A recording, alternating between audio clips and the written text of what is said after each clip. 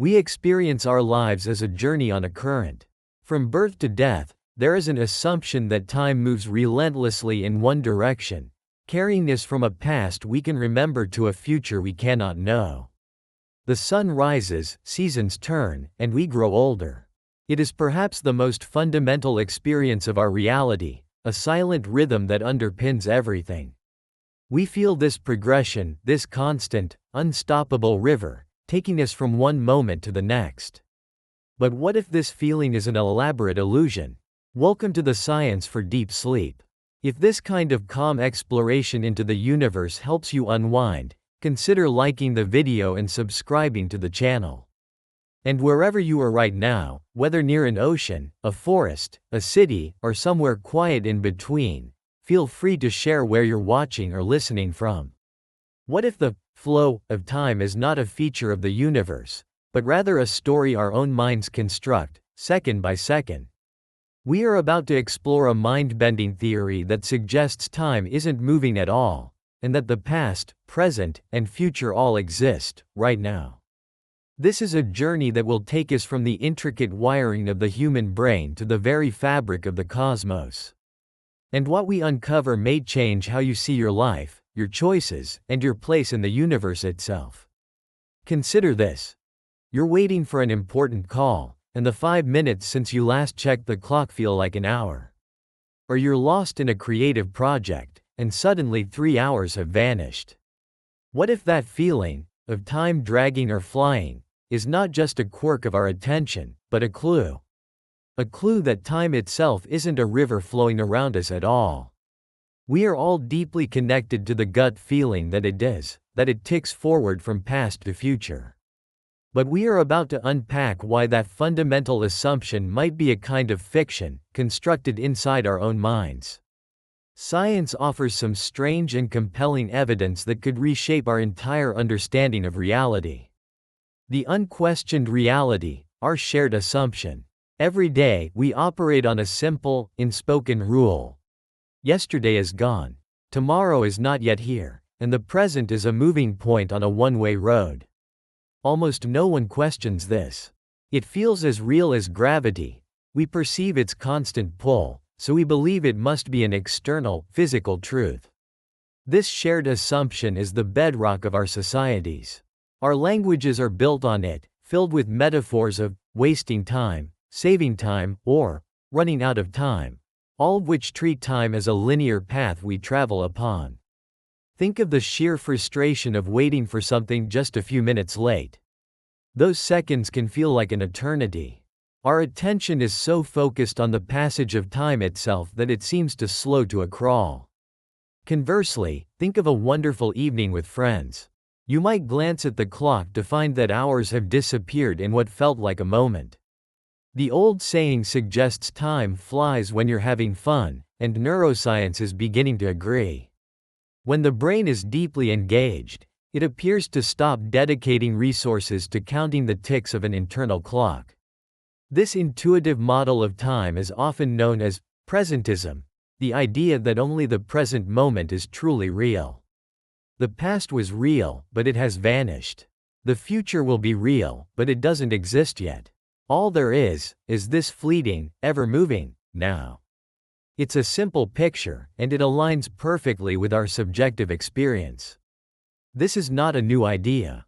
For millennia, philosophers have grappled with this exact feeling. Over 1,600 years ago, the philosopher St. Augustine famously asked, "What, then, is time?" He noted that we speak of a long past and a long future, but the past is no more, and the future is not yet. How can something that doesn't exist have a property, like length? His conclusion was that the past and future exist only in the mind. The past exists as memory, the future as expectation. In this way, he suggested that time is a distension of the mind itself. It is our mind that provides chronological order to the flood of impressions it receives, long before modern science could test such a claim. This classical view has served humanity well. It allows us to plan, to remember, to build civilizations. It gives our lives a narrative structure, a beginning, a middle, and an end. It is the story we tell ourselves about our own existence. But this foundation, as intuitive as it feels, begins to shatter when you look closely. The first cracks appear not in the cosmos, but inside the complex architecture of your own brain. Your direct experience, the very thing that makes you so certain time flows, is about to become the most compelling evidence that perhaps it doesn't. The first cracks, your brain's deception. The problem begins with a simple fact. The brain is not a passive recorder of reality. It is an active storyteller, a master editor, constantly constructing your experience to make it coherent. And when it comes to time, the brain is a prolific editor. This can be demonstrated with a simple but baffling illusion. It's known as the asterisk flash lag effect. Imagine a spot of light moving in a circle, like a hand on a clock. At the exact physical moment the moving spot aligns with a target, a second light flashes in the very same location. But that is not what people see. Overwhelmingly, observers perceive the flash as lagging behind the moving spot. It's as if the moving object is always one step ahead. Why does this happen? The dominant theory is called motion extrapolation. Your brain isn't just seeing where the spot is. It's making a prediction about where its asterisk going to be. It takes time for light to hit your eye and for the neural signals to be processed. To compensate for this delay, your brain pushes its perception of the moving object forward to where it should be by the time you experience it. The flashed object, however, is unpredictable. There is no trajectory to extrapolate, so its position is processed with a more standard delay. The result is that a moving object is perceived ahead of a stationary one, even when they occupy the same space at the same instant. What this suggests is that the now you experience isn't a single, unified moment. It's a composite, a blend of different moments edited together by your brain to create a smooth narrative. The perception of a moving object is, in a very real sense, a perception of a predicted future. It gets stranger. Some lab experiments seem to demonstrate what could be called a asterisk cause and effect inversion. Imagine pressing a button that causes a light to flash 100 milliseconds later. After a few repetitions, your brain adapts to this delay and begins to shorten it in your perception, creating a more immediate link between cause and effect. Now, in the experiment, the conditions change. You press the button, but this time, the light flashes instantly, with zero delay. What do observers report? Astonishingly, many perceive the flash of light before they feel their own finger pressing the button. The effect seems to precede the cause. This doesn't mean time went backward. Instead, it suggests the brain applied its predictive model too aggressively. It expected a delay and had already shifted the perception of the flash backward in time to compensate. When the delay was removed, the compensation resulted in an impossible chronology. This malleability of time is also a core part of our most intense emotional experiences. Survivors of life-threatening events often report that time slowed down, allowing them to think and react. Studies of this phenomenon have found something fascinating. During the event itself, people's ability to perceive rapidly changing information doesn't actually improve. Their brains aren't slowing down reality in real time. The current theory is that when the brain is in a state of high alert, the amygdala, its fear center, instructs the hippocampus to record the experience in incredible detail. Later, when you recall that event, you have a much denser collection of memories than for an equivalent, uneventful period. In making sense of this dense block of data, your brain interprets the increased information as a longer duration. Time didn't slow down, your memory of it expanded. What these phenomena collectively demonstrate is that our perception of time is not a direct measurement. It is an inference. For a long time, scientists searched for a single, internal clock in the brain.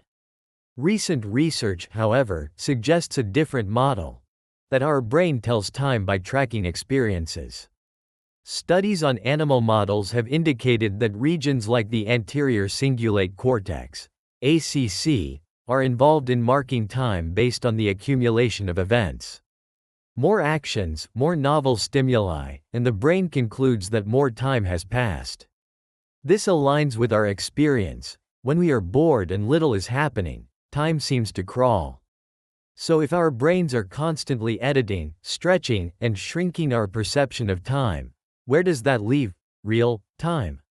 To explore that, we have to look beyond the brain and to the fabric of the cosmos itself, and to the work of Albert Einstein. The revelation, Einstein and the block universe. For centuries, our understanding of time came from Isaac Newton. For him, time was absolute, a single, universal clock that ticked at the same rate for everyone, everywhere. It was a grand, invisible river carrying all of existence downstream together. This is our intuitive view.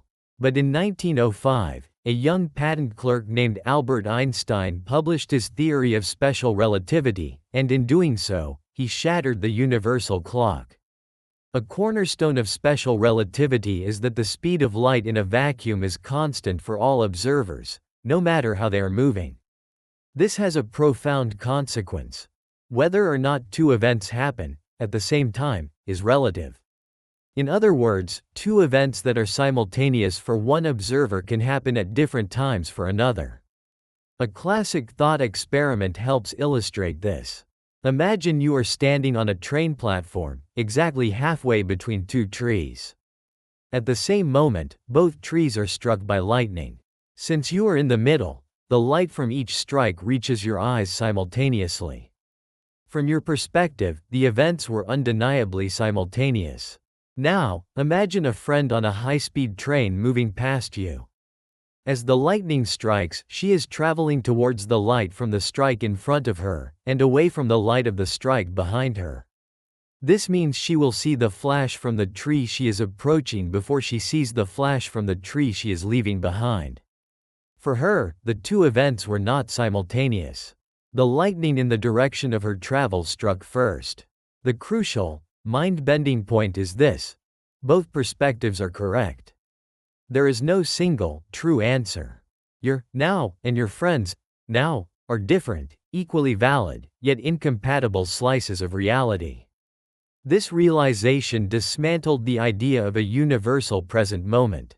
If we cannot agree on what is happening now across the universe, the notion of time as a single, flowing river collapses.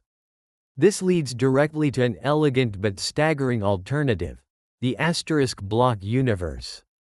This theory, also known as eternalism, proposes that the universe is a giant, four-dimensional structure of spacetime. It adds time as a fourth dimension to the three dimensions of space. In this model, everything that has ever happened, is happening, and ever will happen exists simultaneously within this block. An analogy can be helpful here. In our intuitive, presentist view, time is like a loaf of bread where only the present slice is real. The past slices are gone, and the future slices don't exist yet. In the block universe model, the entire loaf already exists, from the first slice to the last. All moments are equally real. The dinosaurs are not gone. They are simply located at a different coordinate in spacetime. Your birth, this moment you are in right now, and every moment of your future are all just different locations within this static, unchanging structure. Another way to think of it is like a movie on a DVD. The entire story is already encoded on the disc. Our consciousness is like the laser that reads the disc, experiencing the movie frame by frame, creating the illusion of movement and progression. The characters in the film, locked in their frames, have no idea what is coming next. In this view, the flow of time is the movement of our consciousness, our spotlight of awareness, traveling along our timeline within the block. This immediately raises a critical question. If the universe is a static block, why does it feel so dynamic? Why do events seem to have a direction? This is where we must introduce another concept from physics: entropy. The second law of thermodynamics states that the total entropy, or disorder, of an isolated system tends to increase over time. This provides the arrow of time we observe. A scrambled egg is a state of higher disorder than an unbroken egg. A shattered glass is more disordered than a whole one. This universal tendency towards disorder gives a clear direction to events. In the context of the block universe, entropy doesn't cause time to flow. Rather, it explains why our perception of the block has a direction. The very process of forming memories is a physical process that increases entropy. We form memories of the past because it was a lower entropy state, but we cannot remember the future, which lies in the direction of higher entropy. In this way, our psychological arrow of time aligns with the thermodynamic arrow of time. We are beings that process information sequentially, moving from order to disorder, and so our journey through the static block universe has a perceived direction. The flow isn't in the world, it's a consequence of the kind of beings we are. If we accept this picture, that we inhabit a pre-existing, four-dimensional crystal of spacetime, it forces us to confront some of the deepest questions about our existence, our choices, and our sense of self. The mind-bending implications, freedom and the self. Accepting the reality of a block universe is a profound shift in perspective. The idea that all moments, past and future, are just as real as the present one sends shockwaves through concepts we hold dear, starting with free will. This leads to an unavoidable and deeply unsettling question. If the future already exists, are our choices an illusion? This is the argument for determinism within the block universe. If the timeline of your life is already a path laid out in this four-dimensional structure, then every decision you make is already part of that static geography. The feeling of choosing what to do next is simply the experience of your consciousness arriving at that pre-existing point in spacetime. In this view, you are not writing the story, you are experiencing it. However, this is not the only interpretation. A compatibilist view attempts to reconcile free will with this model of time. It argues that even if the future is fixed, you are still the one who fixes it. The choices that form your future path are still made by your consciousness, with your values and your reasoning, at that specific location in spacetime. The choice itself is a real and integral part of the block. So, while you cannot change the future as it is could not exist without your conscious deliberation at each point. The feeling of free will, in this sense, is the genuine experience of being the agent who constitutes that part of spacetime. But what then is the spotlight of consciousness that moves along this timeline? This is where the block universe theory, while elegant in its physics, reveals its limitations and meets the hard problem of consciousness. It describes the landscape, but it doesn't fully explain the traveler. Here, we can circle back to the subjective nature of time. There are many anecdotal reports from people in sensory deprivation tanks, environments with minimal external stimuli. They often describe a feeling where time seems to dissolve or disappear entirely. With no stream of new experiences to mark its passage, their internal sense of flow fades. This aligns with the idea that our brains don't have a single clock but rather rely on event counters. The flow of time seems intimately linked to consciousness actively processing new information. This deep, personal relationship with time is even embedded in our language. This brings us to a fascinating linguistic puzzle. Imagine a meeting scheduled for Wednesday at 2 p.m. is moved forward 2 hours. When is the meeting now? Your answer likely reveals something about the metaphors you use for time. If you said 4 p.m., you may have an ego-moving perspective, seeing yourself as an agent moving forward through a static timeline. Moving an event forward pushes it further into your future. If you said 12 p.m., you might use a time-moving metaphor, seeing yourself as stationary while time flows past you like a river. Moving an event forward means it will arrive sooner. Studies suggest the population is roughly split, which shows that our very language for time is not universal. We don't even all agree on which way forward is. We are left with a profound puzzle. Physics presents us with a static, timeless reality. Neuroscience shows us our experience of that reality as a dynamic, subjective, and highly edited story. Our feeling of moving through time might just be our minds stringing together a sequence of nows, creating the narrative of a journey through a landscape that is already there. We began this journey with the familiar feeling of time marching forward.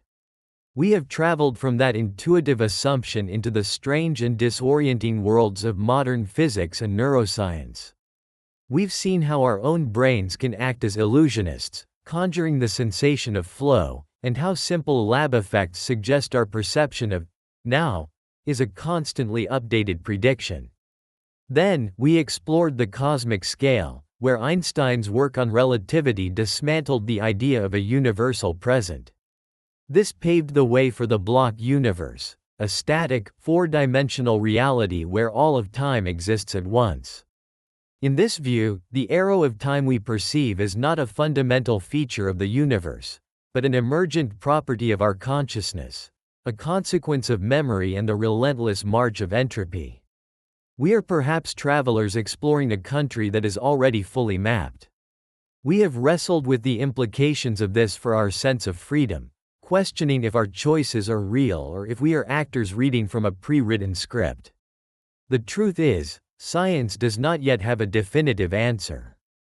The block universe remains a powerful interpretation of relativity, but it is not without its challenges, particularly from the strange world of quantum mechanics, and from our own stubborn, subjective experience of a dynamic world. What we can say is that the simple, linear time we take for granted is almost certainly not the full picture. The flow of time is a story, a narrative told by our brains to make sense of a reality that may be far stranger and more static than we can easily comprehend. The next time you feel a moment dragging on, or an hour vanishing in a flash, you can remember, it may not be the universe that is changing its speed. It may be the story your mind is weaving as it journeys through the vast, silent landscape of forever. And this leaves us with a final thought. If all the moments of your life already exist, laid out in this grand, four-dimensional tapestry, which moment are you choosing to focus your awareness on right now? If this journey through the nature of time has given you a new perspective, your support helps us explore more of these cosmic questions. More importantly, the comments are often a source of fascinating accounts. What is your own experience with time's strange behavior? Have you ever had a moment where time seemed to stretch, shrink, or stand still? Please share your story below. And let's have a discussion. Are you an ego mover, 4 p.m., or a time mover, 12 p.m.? Let's see how our perspectives compare. The neurological reason time speeds up as you age. There is a quiet agreement among adults that time is moving faster than it used to. A shared sense that the calendar is turning its own pages, leaving us to wonder how a new season has arrived so soon. We remember childhood summers as whole eras, where a single afternoon could hold what felt like a lifetime. Now, entire seasons can pass and feel like a single, hurried memory. What if this is not just a feeling? Not a trick of nostalgia or the result of a busy life, but a process rooted in the changing structure of our own minds. Time itself does not change. We do. The brain that perceives and records our existence is shifting, and that shift creates the powerful sense that life's clock is ticking faster. This is not a philosophical question, but a scientific one. It is a story about the brain, about memory, and about the very nature of our experience. We can explore why those early years felt so long, and why our adult years feel as if they are slipping away. It is a journey into how our brain marks the moments of our lives, and how the texture of those moments changes over a lifetime. This is the story of your time, and it is written by your brain. An afternoon, when you are 8 years old, can feel like a small lifetime. It is the slow melt of an ice cream cone, the specific heat of the sun on the pavement, the long wait for the day to finally end. Every detail feels sharp and is stored carefully. Now, fast forward. At 30, 40, or 50, an entire year can feel like a blur. It is not that time itself has begun to move faster, but that our brain may have, in a sense, stopped paying such close attention. This is a neurological reality, a result of how the brain gathers fewer new memories as it grows older. To understand why time seems to speed up, we must first look at why it once felt so slow. The world of a child is a world of novelty. Almost everything is a first experience. The first time seeing an ocean, the first day of school, the first taste of a new food. For the brain, each of these firsts is a significant event. It has no existing file for the experience, so it must work hard to process, understand, and store what is happening. The brain is building the mental models it will use for the rest of its life. The prefrontal cortex and hippocampus, which are vital for attention and memory, are in a state of constant activity. This intense gathering of information creates memories that are incredibly dense and rich. When we look back on a childhood summer, our brain is not retrieving a single file. It is accessing a library of thousands of individual, detailed moments. Because the memories are so numerous and so detailed, the period of time they occupy feels, in our memory, incredibly long. The sheer volume of recorded data stretches the perceived duration. Neuroscientist David Eagleman is one of many who have explored this idea. Our retrospective sense of time is shaped by the number of new memories we form. The more new memories we create within a period, the longer that period will feel when we look back. Childhood, by its nature, is the most memory-dense period of our lives. We are learning to walk, to speak, to navigate the world. Every day is a lesson, and every lesson becomes a new memory. There is also a physical dimension to this. One hypothesis, proposed by Duke University professor Adrian Bayon, looks at this not from the perspective of memory, but of physics. He suggests that as the brain's networks grow more complex and larger with age, the time it takes for signals to travel and be processed increases. In a child's brain, he theorizes, these signals process mental images more rapidly. A child's mind is processing more frames of reality in any given minute, so that minute feels fuller, and therefore longer. This idea is not a consensus in neuroscience, but it offers a different lens, one of physics and engineering, through which to view the same phenomenon. The feeling of endless childhood summers, then, is not a romantic invention.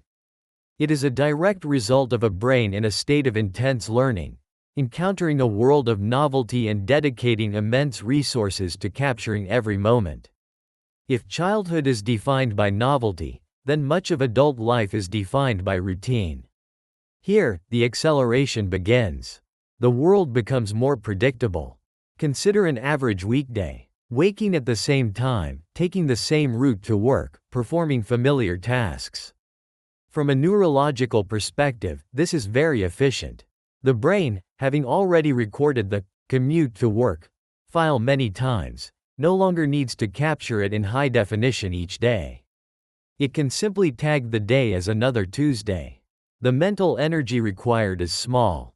The filmmaker analogy shifts here. The adult brain, faced with routine, moves from capturing every frame to creating a time lapse. It is no longer recording every detail, but perhaps one frame every few minutes or hours. When we look back on a week of routine work, there is not a rich library of moments. There are a few snapshots. Because there are so few distinct memories, the entire period compresses in our mind. It feels like it flew by because there is little for the memory to hold on to.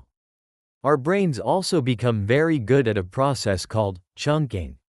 We group experiences together. You do not remember 260 individual workdays from last year. You remember last year at work.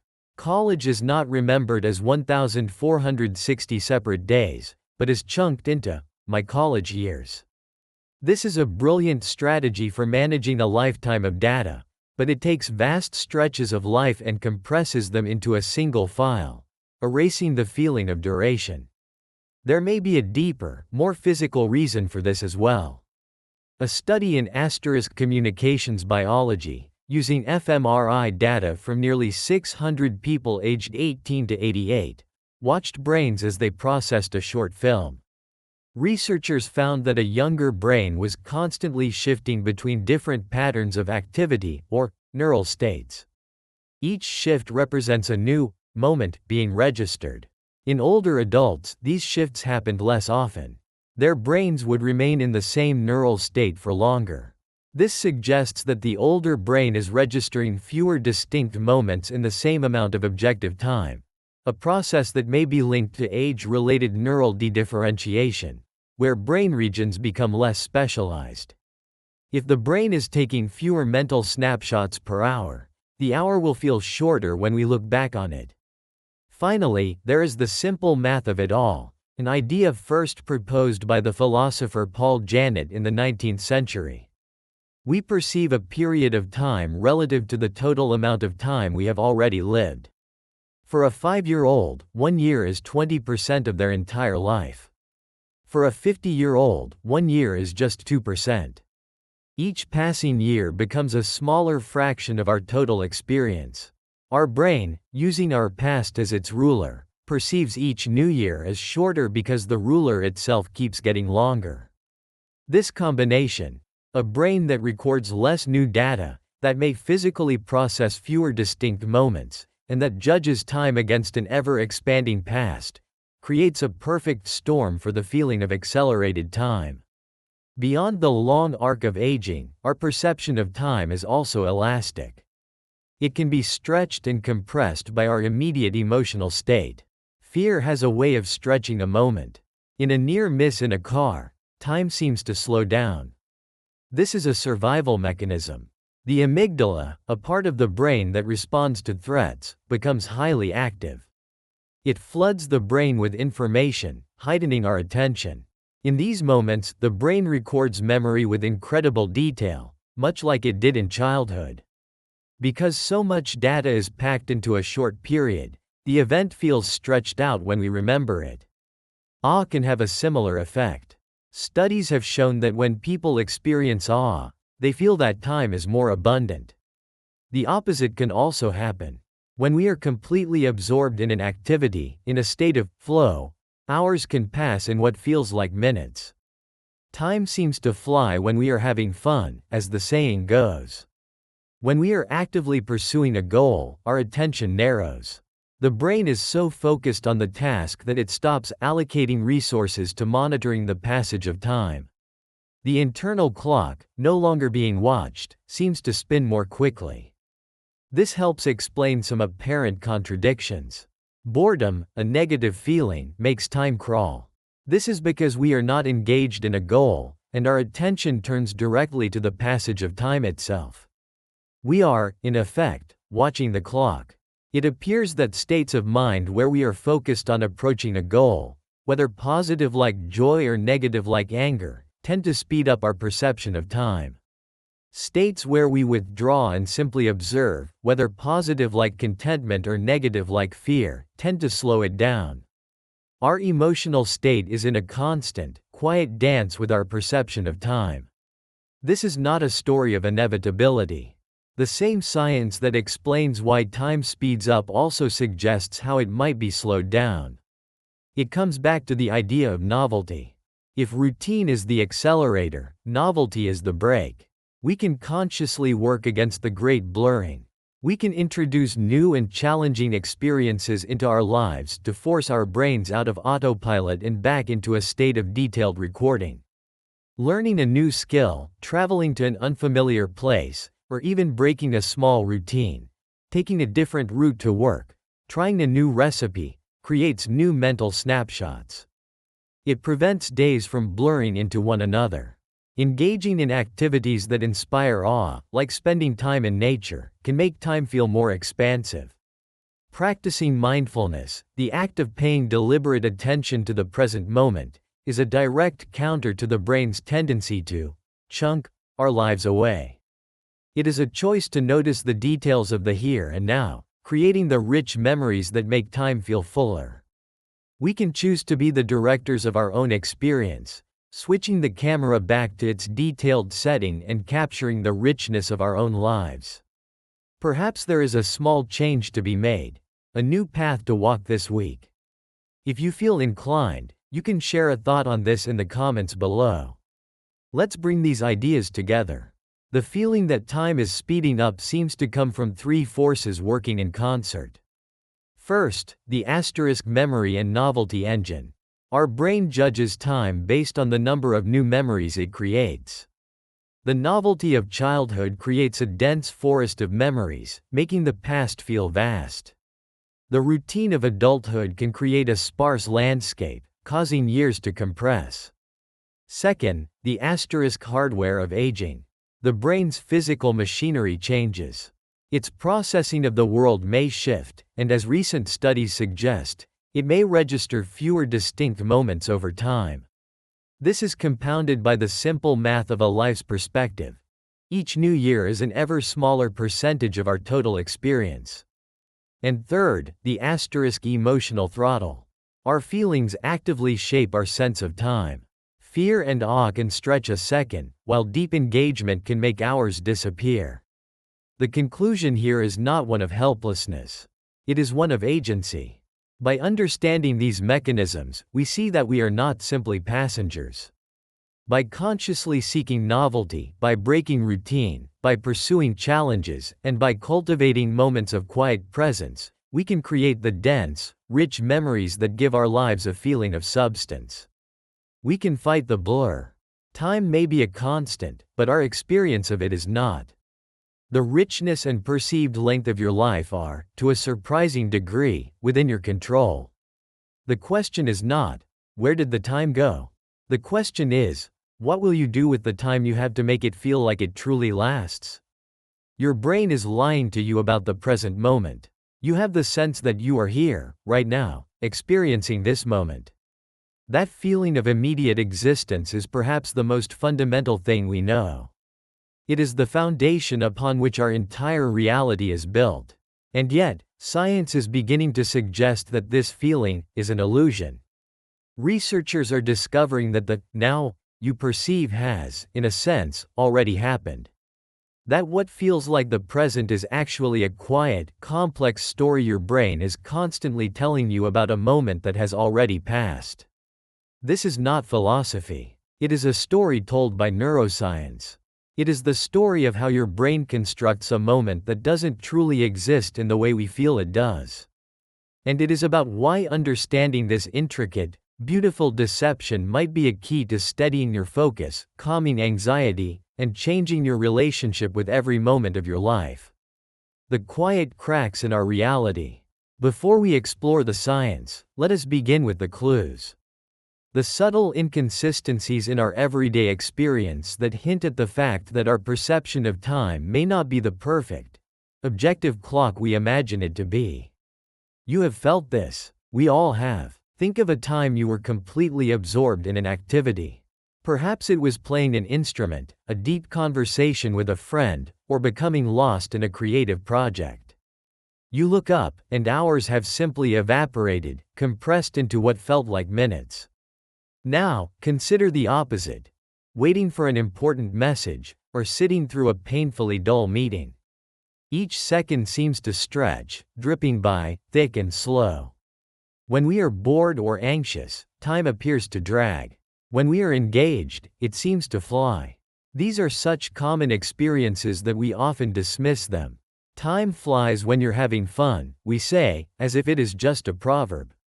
But what if it is more than that?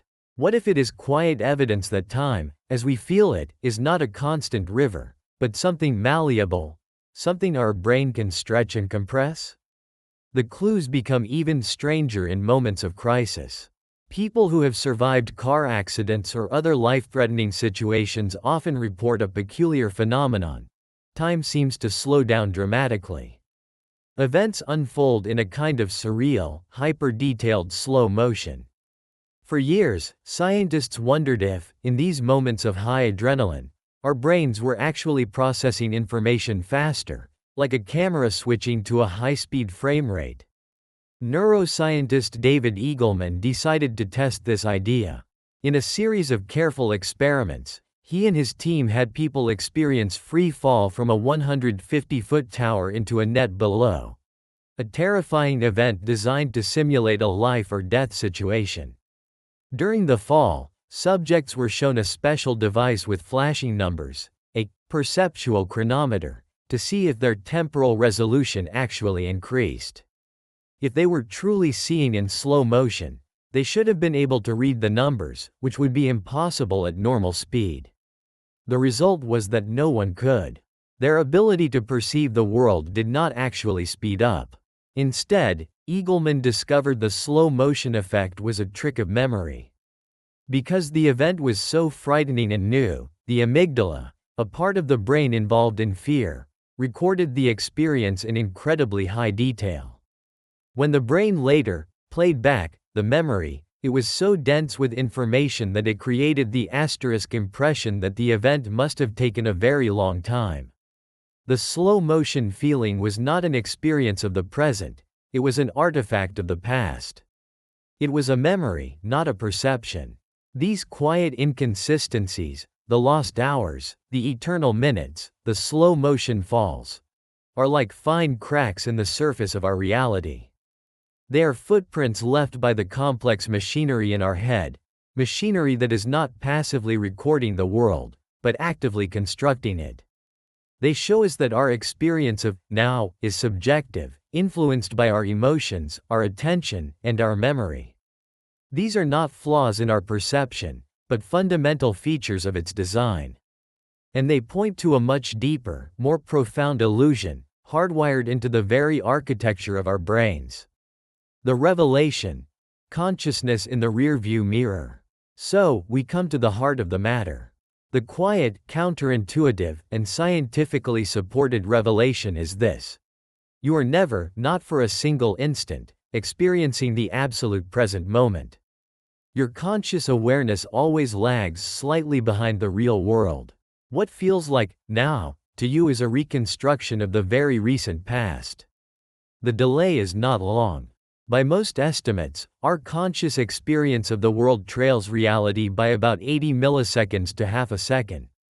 This may not sound like much, the blink of an eye, but in neurological terms, it is a significant duration.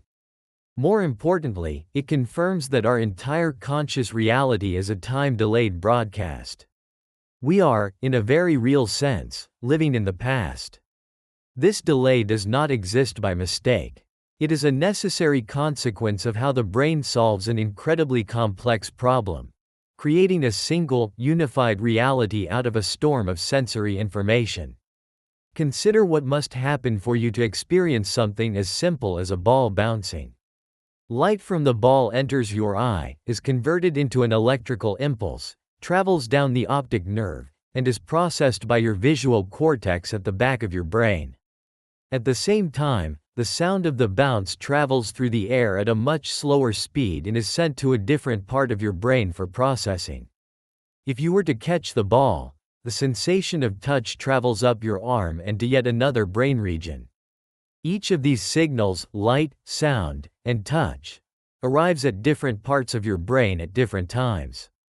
If you were to experience these signals as they arrived, reality would be a confusing, disjointed mess.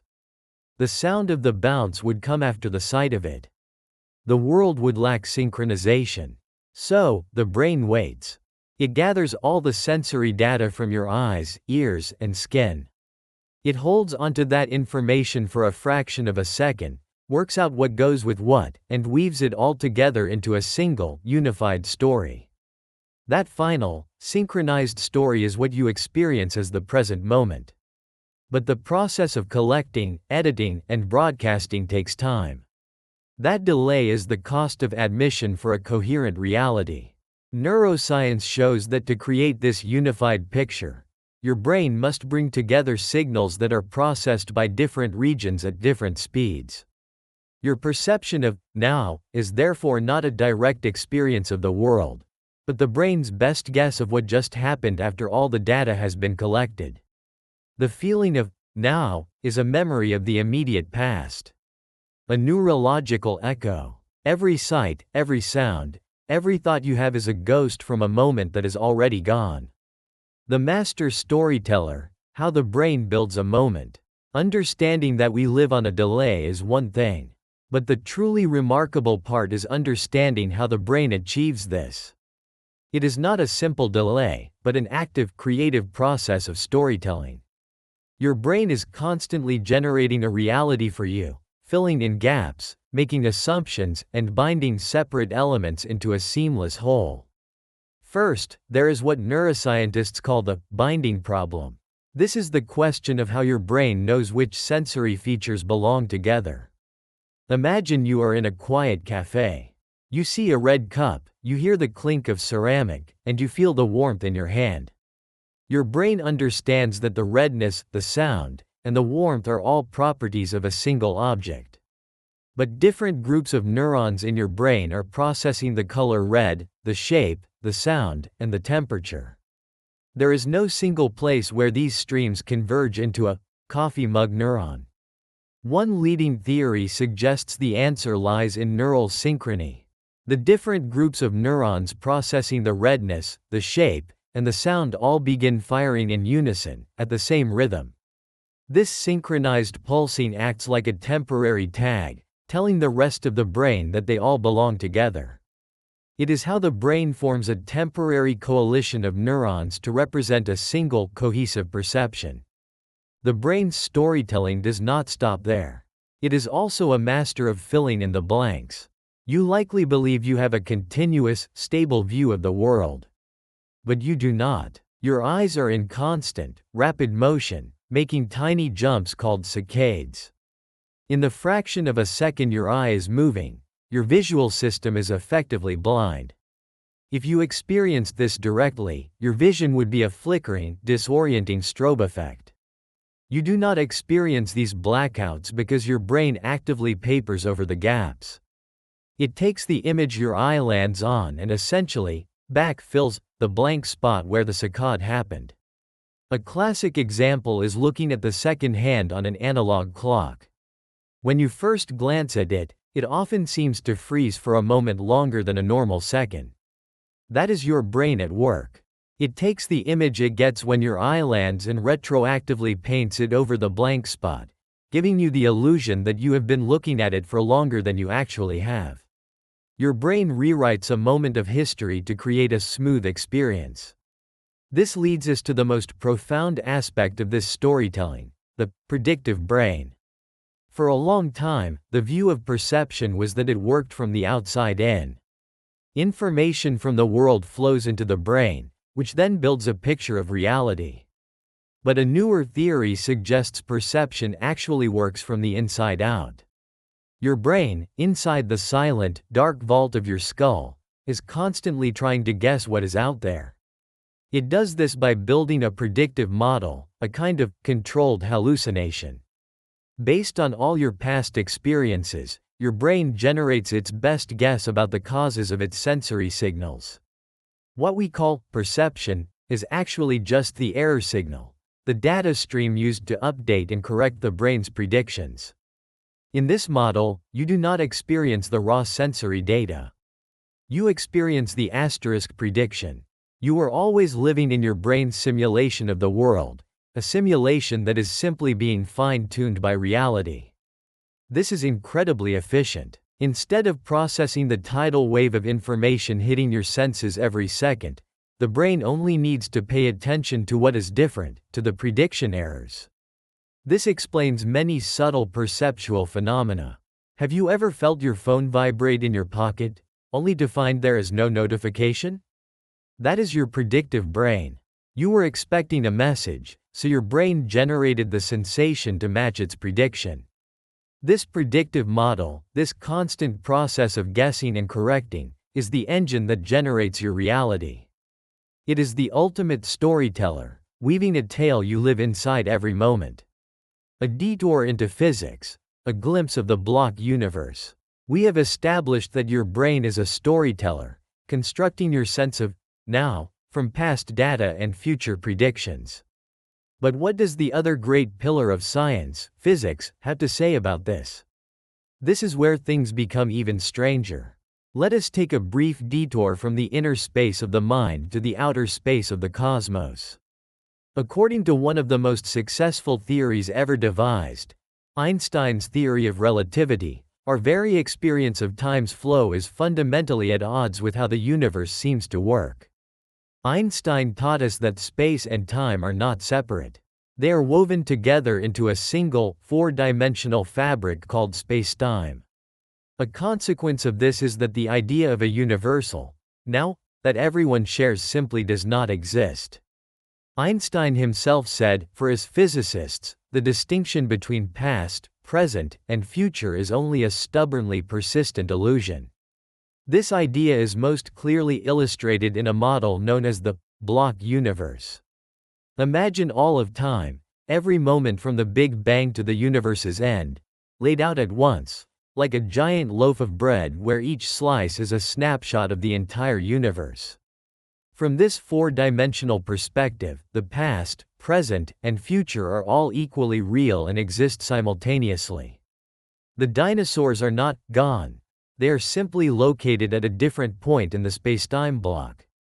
In this model, the flow of time that we feel so viscerally is not a property of the universe itself. The universe does not flow. It just is. The feeling of time passing is a product of our consciousness, like a spotlight moving along the film reel of spacetime, illuminating one frame at a time and creating the illusion of passage. This is a theoretical model, and it is debated among physicists. But it provides a stunning parallel to what neuroscientists are discovering. Both physics and neuroscience seem to point to the same conclusion from different directions. The flowing present moment is not a fundamental feature of reality. Whether you look through a microscope at the firing of neurons or through a telescope at the fabric of spacetime, the intuitive now seems to dissolve into a much more complex and static picture. This does not mean you should abandon your calendar. For all practical purposes, we live within our psychological timeline. But it is a powerful thought. It suggests that the feeling of being trapped by the past or racing toward the future might be based on a flawed premise. If the flow of time is a projection of our own minds, then perhaps the nature of that projection is something we can learn to influence. Why this illusion matters: the hijacking of focus and peace. So, our brain is a time-delayed storyteller, and physics hints that our perception of time's flow might be a grand projection. This is fascinating, but is it useful? Does knowing this change anything? The answer is a profound yes. Because this illusion-generating machine is the very same one that governs our focus and our anxiety. Understanding the illusion is the first step toward preventing it from quietly steering our lives. Let us start with anxiety. What is anxiety when stripped to its core mechanics? More often than not, it is the brain's storytelling ability gone astray. It is a form of uncontrolled mental time travel. When you feel anxious, you are rarely worried about the actual present moment, the feeling of the chair beneath you, or the sensation of air entering your lungs. You are anxious about a story. Your brain, the master storyteller, is pulling up fragments from its library of the past, memories of failure, moments of embarrassment or pain.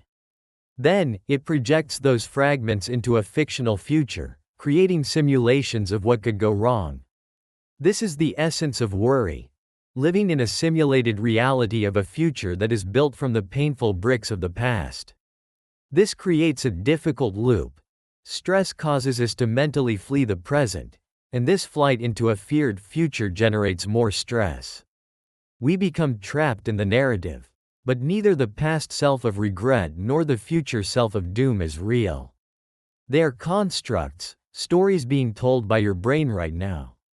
Studies have shown that a tendency to remain in the present moment is linked to lower levels of stress, anxiety, and depression. This same mechanism is also what draws our focus away. What is focus, after all, but the ability to keep our attention anchored in the present task? But the brain's natural, default state is to wander. Neuroscientists call this the default mode network, DMN.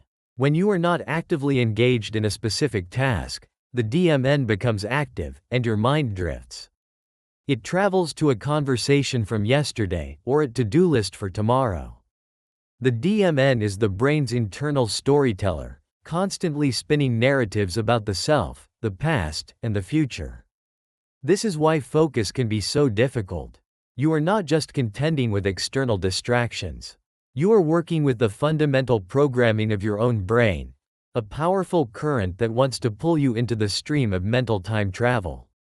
Understanding this is empowering. Struggles with anxiety and focus are not a sign that you are broken. They are a sign that your brain is doing what it evolved to do: tell stories and make predictions. The challenge is that this mechanism can become stuck in loops of negative forecasting or flit from one narrative to another. The key is not to stop your brain from telling stories, that is impossible. The key is to learn to recognize the stories as stories, and to gently guide your attention back to the one place you have agency: the physical reality of the present. Working with the illusion, reclaiming your present. The great revelation is this: because our sense of now is a construction, we are not merely a passive audience to it. We can become active participants in its creation. We can learn to work with the illusion, skillfully using the machinery of our own minds to break free from cycles of anxiety and distraction. This is where contemplative wisdom and modern neuroscience converge, offering practical ways to reclaim the present moment. The first and most direct technique is to anchor yourself in your senses. Mental time travel is an abstract process. Sensation, on the other hand, is concrete and is happening right now. The antidote to abstraction is embodiment. A simple way to do this is with the 5, 4, 3, 2, 1 grounding technique. Wherever you are, right now, pause and intentionally notice. 5 things you can see. Really look. Notice the texture of a wall, the way light reflects from a surface. 4 things you can feel. The pressure of your feet on the floor, the texture of your clothing, the temperature of the air. 3 things you can hear. Listen past the obvious sounds to the low hum of electronics, the distant traffic, or your own breathing. 2 things you can smell. Try to detect the faint scent of the room, or even just the clean scent of the air. 1 thing you can taste. Perhaps the lingering taste of coffee, or just the neutral taste of your own mouth. This exercise may seem simplistic, but it is a powerful neurological intervention. It invites your brain to shift from the narrative-spinning default mode network to networks responsible for processing current sensory data.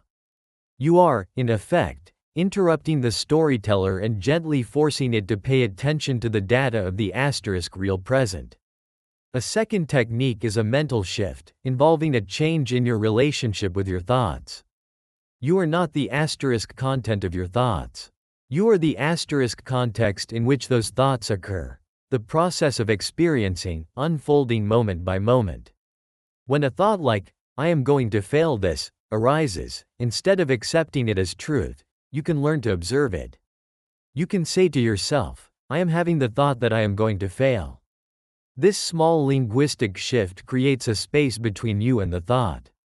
You recognize it for what it is: an event in your consciousness, a story your predictive brain has generated.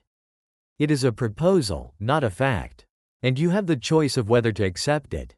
This non-judgmental awareness is a core part of mindfulness, which has been shown to reduce symptoms of anxiety and depression. Finally, a powerful way to work with the illusion of time is the cultivation of flow states. A flow state is a moment of total absorption, where you are so engrossed in an activity that everything else disappears. Time distorts, your sense of self vanishes, and action and awareness merge. Neuroscientifically, this is fascinating. During flow, a part of the brain called the prefrontal cortex temporarily becomes less active, a phenomenon known as transient hypofrontality. This is the part of your brain responsible for your inner critic and your perception of time. When it quiets down, you are liberated from self-judgment. You escape the storyteller. You cannot force yourself into a flow state, but you can create the conditions for it. Flow tends to happen when an activity has clear goals, provides immediate feedback, and, most importantly, strikes a balance between its level of challenge and your level of skill. If it is too easy, you get bored. If it is too hard, you get anxious. Right on that edge between boredom and anxiety is the channel of flow.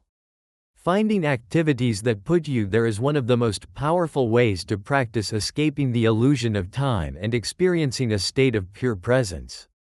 Conclusion: we began this journey with a simple, unsettling idea. The now you feel is a construction. We have seen how your brain, like a careful editor, delays, edits, and synchronizes reality, creating a coherent story of a moment that has already passed. We have seen how this storytelling machine, when left unchecked, can pull us into loops of anxiety and away from the present. But the final revelation is a hopeful one. The fact that the present moment is a construction is not a curse, it is an opportunity. It means your experience of reality is not fixed. It is malleable. You are not just a character in the story your brain tells, you can become the editor. By anchoring yourself in the raw data of your senses, by learning to observe your thoughts as mere suggestions, and by seeking out the timeless absorption of a flow state, you can actively shape your conscious experience. You can choose to pull your awareness out of the fictional narratives of past and future and ground it in the physical reality of what is happening right here. The sense of peace and focus we search for is not hiding in some future achievement. It is waiting in the spaces between our thoughts, in the feeling of our breath, in the tangible world that exists just beyond the veil of our brain's constant chatter. The present moment is not something you find. It is something you return to. There is a quiet power in recognizing these moments. I'm curious to know, what is an activity that allows you to feel this sense of timelessness? Feel free to share in the comments below. Science says the future already happened. There is a feeling, as old as thought itself, that time is like a river. It's an intuitive sense, a current that carries us forward, away from the fixed landscape of a past we remember, through the single moment of the present, and into the unwritten territory of the future. We feel like passengers on this river, and its constant flow is a fundamental rhythm of our existence. It's a force that seems to heal, to create distance, and to carry us toward our goals, and eventually, our end. This idea is woven into the very language we use to think. But what if this feeling, this deep intuition, is wrong? What if the most fundamental thing we know about reality is an elaborate illusion? What if time isn't a river at all, but something more like a frozen lake? A single, solid block of reality where every moment, from the first light of the Big Bang to the final quiet of the universe, already exists. All at once. Science, and specifically our best understanding of gravity, suggests this is a real possibility, grounded in the language of physics.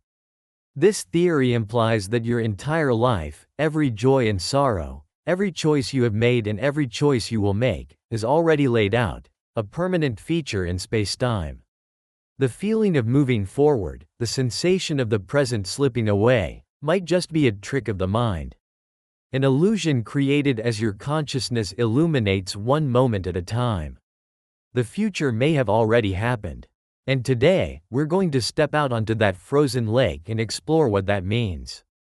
The arrow of time. Before we explore this strange new landscape, it's worth understanding the perspective we all share. The idea of time's flow is a core pillar of our consciousness. We are creatures of memory and anticipation. Our brains are built to see the world as a story, and a story needs a sequence. A beginning, a middle, and an end. The past feels fixed, unchangeable. We can learn from it and be shaped by it, but we can never go back. It's the shoreline we've left behind. The future, in contrast, feels open, a landscape of possibilities that we seem to shape with our actions in the present. And the present is the now, the thin line where the open future seems to harden into the fixed past. It is the only place where we seem to have any control. This movement from an open future to a fixed past is what physicists call the arrow of time. It has a clear direction. You remember yesterday, but you don't remember tomorrow. A broken egg doesn't put itself back together. These feel like obvious truths, but they point to a deep asymmetry in the way the universe works. This feeling of flow is so powerful that our brains work to construct and maintain it. Psychologists have found that our perception of time isn't a steady, ticking clock. It's an elastic, subjective experience. Our brains seem to measure the passage of time based on how much new information they have to process. This is why time can feel like it speeds up as we get older. For a child, a summer can feel like a lifetime because almost every experience is new. For an adult, life often settles into routine. The days and weeks can blur together because there are fewer new things for the brain to record. A year of routine can feel like it passed in a moment, while a week of intense travel can feel like a month. This elasticity goes deeper. Experiments show our emotional state can warp our sense of time. When we are afraid, our perception of time slows down. People in accidents often report the experience happening in slow motion. For a long time, it was thought this was because the brain was actually processing information faster. But research has shown this isn't true. The slow motion effect is a trick of memory. The frightening event is so dense with information that when our brain records it, the memory is larger and more detailed. When we play it back, it feels as if it must have lasted for a very long time. Our brains will even rearrange events to maintain a story that makes sense. These quirks are not bugs in our system. They are features. They are the mechanisms our consciousness uses to create the sensation of a flowing river. But what if this intricate mental story is just that? A story we tell ourselves about a reality that is far stranger and more static. The view from relativity. In 1905, Albert Einstein published his theory of special relativity, and with it, he revealed a crack in our most basic understanding of time. Before Einstein, science ran on a model where time was absolute. A single, cosmic clock that ticked at the same rate for everyone and everything. A second on Earth was a second on Mars, and a second in a distant galaxy. There was a universal, now, that the entire universe shared. Einstein showed that this was wrong. His theory was built on two simple ideas. First, the laws of physics are the same for everyone in uniform motion. Second, the speed of light in a vacuum is constant for all observers, no matter how they are moving. From these, a new picture of reality emerged. The most famous consequence is that time is not absolute. It's relative. The rate at which time passes depends on how fast you're moving, a phenomenon called time dilation. If you took a trip on a spaceship near the speed of light, your clock would tick much slower than a clock on Earth. This isn't science fiction, it's a proven fact. The GPS satellites that orbit our planet have to constantly adjust their clocks. Because they are moving so fast relative to us, their clocks tick just a little bit slower. Without correcting for this, GPS navigation would be wrong by several miles, every single day. But this was just the beginning. Relativity also did away with the idea of a universal, now. The concept is called the relativity of simultaneity. Imagine two lightning bolts strike a moving train, one at the front and one at the back. For an observer standing on a platform, watching the train go by, the two bolts might appear to strike at the exact same time. But for a person sitting in the middle of that train, things look different. They are moving toward the light from the front strike, so they will see it first. They are moving away from the light from the back strike, so they will see it second. The mind-bending part is that neither person is wrong. There is no correct answer. The very idea of two things happening at the same time depends on who is looking. What is now for you could be in the past for someone moving one way, and in the future for someone moving the other way. This isn't about perception. It's a fundamental feature of the way reality is structured. If there is no universal now, then the distinction between past, present, and future starts to look arbitrary. It suggests they aren't fundamental divisions of reality. Einstein himself was struck by this. After his friend Michel Besso died, he wrote a letter to the family, saying, "Now he has departed from this strange world a little ahead of me." That signifies nothing. For us believing physicists, the distinction between past, present, and future is only a stubbornly persistent illusion. This was a conclusion that came directly from his own theory. And it leads to a new way of picturing the universe, as a single, unified entity called spacetime. The block universe. To understand what Einstein's revolution truly meant, we need to adjust our thinking. We're used to a world of three spatial dimensions: length, width, and height. Einstein showed that we need to treat time as a fourth dimension, fused with the other three. This four-dimensional structure is what physicists call spacetime. And in this view, the universe is not a collection of things that change in time, but a single, static, four-dimensional object. This is the block universe. Think of it like a movie on a film reel. If you hold the reel, the entire movie is there. The beginning, the middle, and the end all exist at the same time. The frame with the opening scene is just as real as the frame with the final credits. When you run the film through a projector, you create the asterisk illusion of movement and time passing. The projector's light shines on one frame at a time, creating a now that seems to move forward. But the story itself doesn't move. It's already laid out on the film. In the block universe model, spacetime is the film reel. Every moment in the history of the universe is a single frame. The Big Bang is the first frame. The formation of the Earth is a frame somewhere in the middle. This very moment is a frame. The moment of your death is a frame. And in this view, all of these frames are equally real. Your past, your present, and your future all exist simultaneously within this 4D block. The past isn't gone, it's just a different location in spacetime.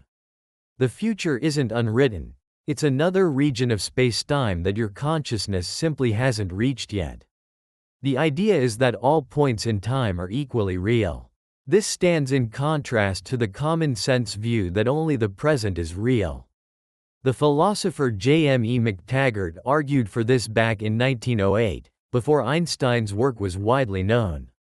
He concluded through logic that our sense of a flowing time was an illusion, and that only a static, block-like sequence of events was real.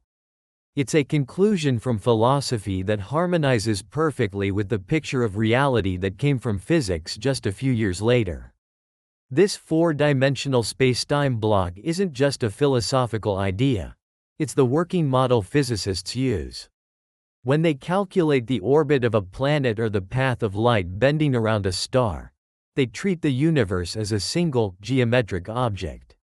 In this model, past, present, and future are just different locations in spacetime, as real and fixed as the distance between two cities on a map. But this, of course, leads to the biggest question of all. If we are living in a static, frozen block of time, why does it feel so strongly like it's flowing? The illusion of flow. The block universe presents a deep disconnect between the reality described by physics and our own conscious experience.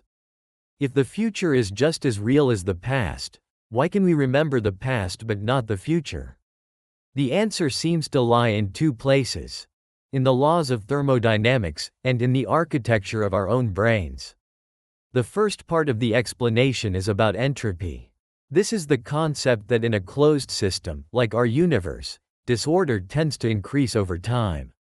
An egg is an ordered system. A scrambled egg is a disordered system. You will never see a scrambled egg spontaneously unscramble itself. This tendency for things to move from order to disorder gives time a direction. The universe started in a very low entropy, highly ordered state at the Big Bang and has been getting more disordered ever since. Our brains are part of this. The act of forming a memory is a physical process that increases entropy. We create memories as time moves toward increasing entropy, so we remember the past, a lower entropy state, and not the future, a higher entropy state. The arrow of time we feel is, in a sense, the arrow of entropy. But the psychological part of the explanation is even more compelling. As we've seen, our brains are not passive recorders of reality. They are active constructors of our experience. And it seems the flow of time is one of its greatest constructions. We've already seen how the perceived speed of time depends on the density of new information. Time, for our consciousness, seems to be a measure of information. There's more evidence for this mental construction. Consider the oddball effect. In experiments, if you show someone a series of identical images, then suddenly flash a different, oddball, image, people will consistently say the oddball image was on screen for a longer time, even when all the images were displayed for the exact same duration. The novelty of the oddball image demands more of the brain's attention, and this extra processing is translated into a longer perceived experience. Your brain isn't just seeing, it's interpreting, and that interpretation changes your experience of time. This suggests our conscious awareness of an event is not instantaneous. It's a story that is edited and finalized by the brain a fraction of a second after the events have already occurred. Your now is already in the past. We seem to be living in a static, 4D block universe. This block has a gradient of entropy running through it, from the ordered past to the disordered future. Our consciousness, like a spotlight, moves through the block, illuminating one slice of spacetime at a time. And our brain, a storytelling machine, takes this sequence of illuminated slices and weaves them into a seamless, flowing narrative of a moving present. The flow is not in the world, it is in the mind. The river is a neurological projection. The reality is the frozen lake. Your life, etched in spacetime. Once we accept this possibility, the implications become deeply personal. The theory doesn't just apply to the cosmos, it applies to you. Physicists have a term for the path an object takes through spacetime, a world line. In this framework, you are not just a three-dimensional being, but a four-dimensional one. Your world line is the complete, timeless record of your entire existence. Imagine it as a long, intricate sculpture. At one end is your birth. At the other end is your death. Every point along this sculpture is a moment in your life.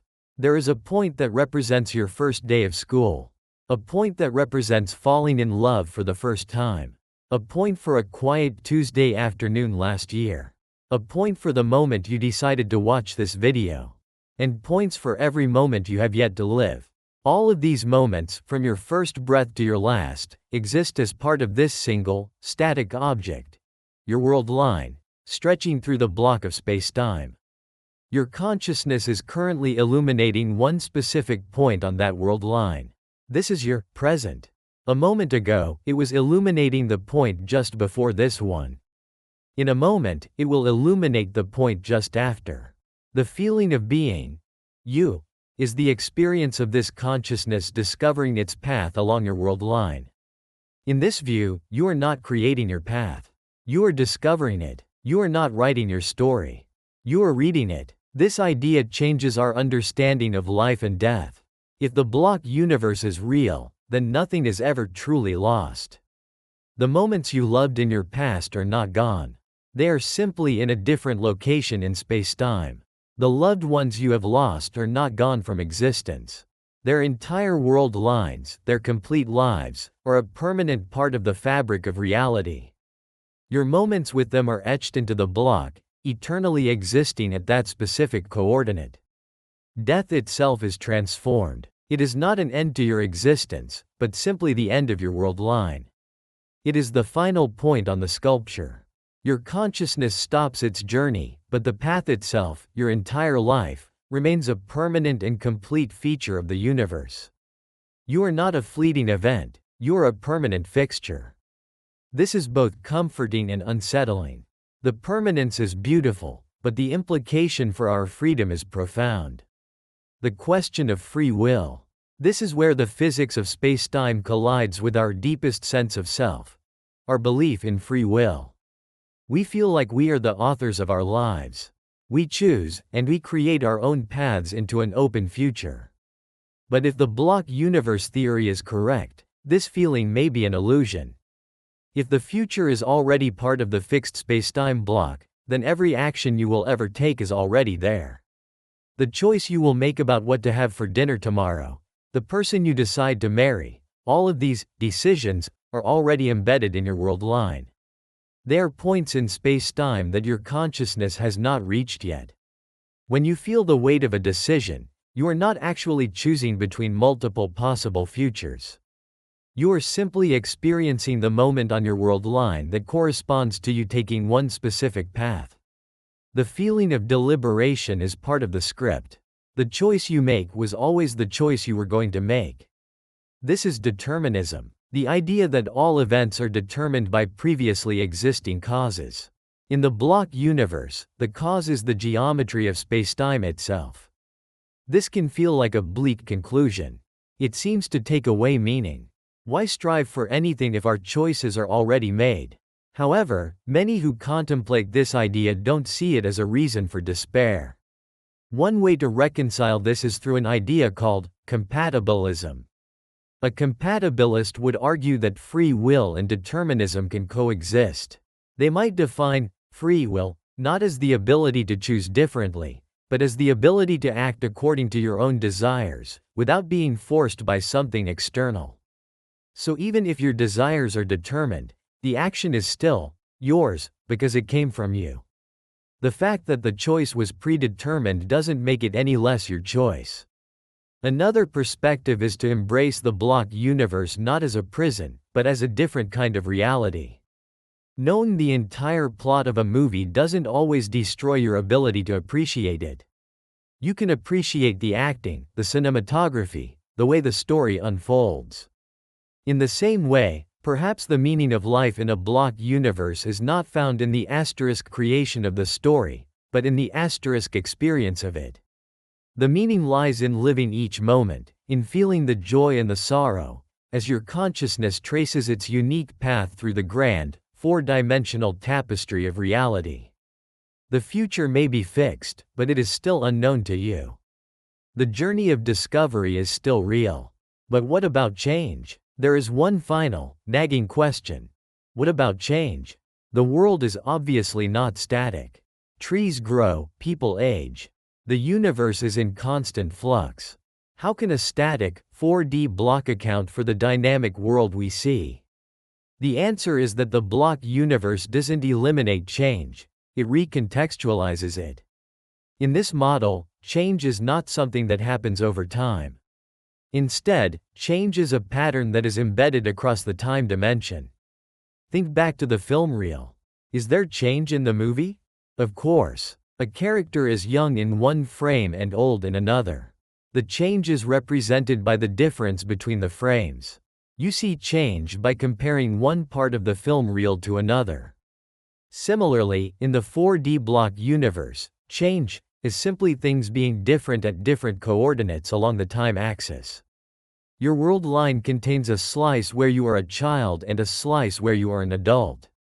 The difference between these two slices is what we call aging. It's a static pattern in the block, not a dynamic process. Causality also exists as a geometric feature. The event of a rock being thrown is at an earlier time coordinate than the event of a window shattering. The relationship between cause and effect is a fixed, unchanging pattern within the block. The change is real, but our experience of it happening in a moving now may be the illusion. Conclusion. A destination. We began with the image of time as a river. We end with a much stranger image. Time as a vast, frozen landscape, a four-dimensional block of space-time that contains every moment that has ever been and ever will be. A universe where the past isn't gone, the future is already here, and both are just as real as the present. According to this picture, painted by Einstein's relativity, we are not travelers creating a path. We are readers of a book, our consciousness moving from page to page, discovering a story that has already been written. The flow we feel is a product of our own minds, a story woven from memory, entropy, and the intricate wiring of our brains. This shift in perspective is monumental. It challenges our ideas of free will and transforms our understanding of life and death. It suggests that your life is not a fleeting performance, but a permanent sculpture in the museum of spacetime. The unsettling idea of a predetermined future is balanced by the notion that nothing is ever truly lost. The block universe is not a proven fact, but it is a serious possibility that science compels us to confront. So, perhaps the goal isn't to fight the current. Perhaps the challenge is to appreciate the landscape of the frozen lake.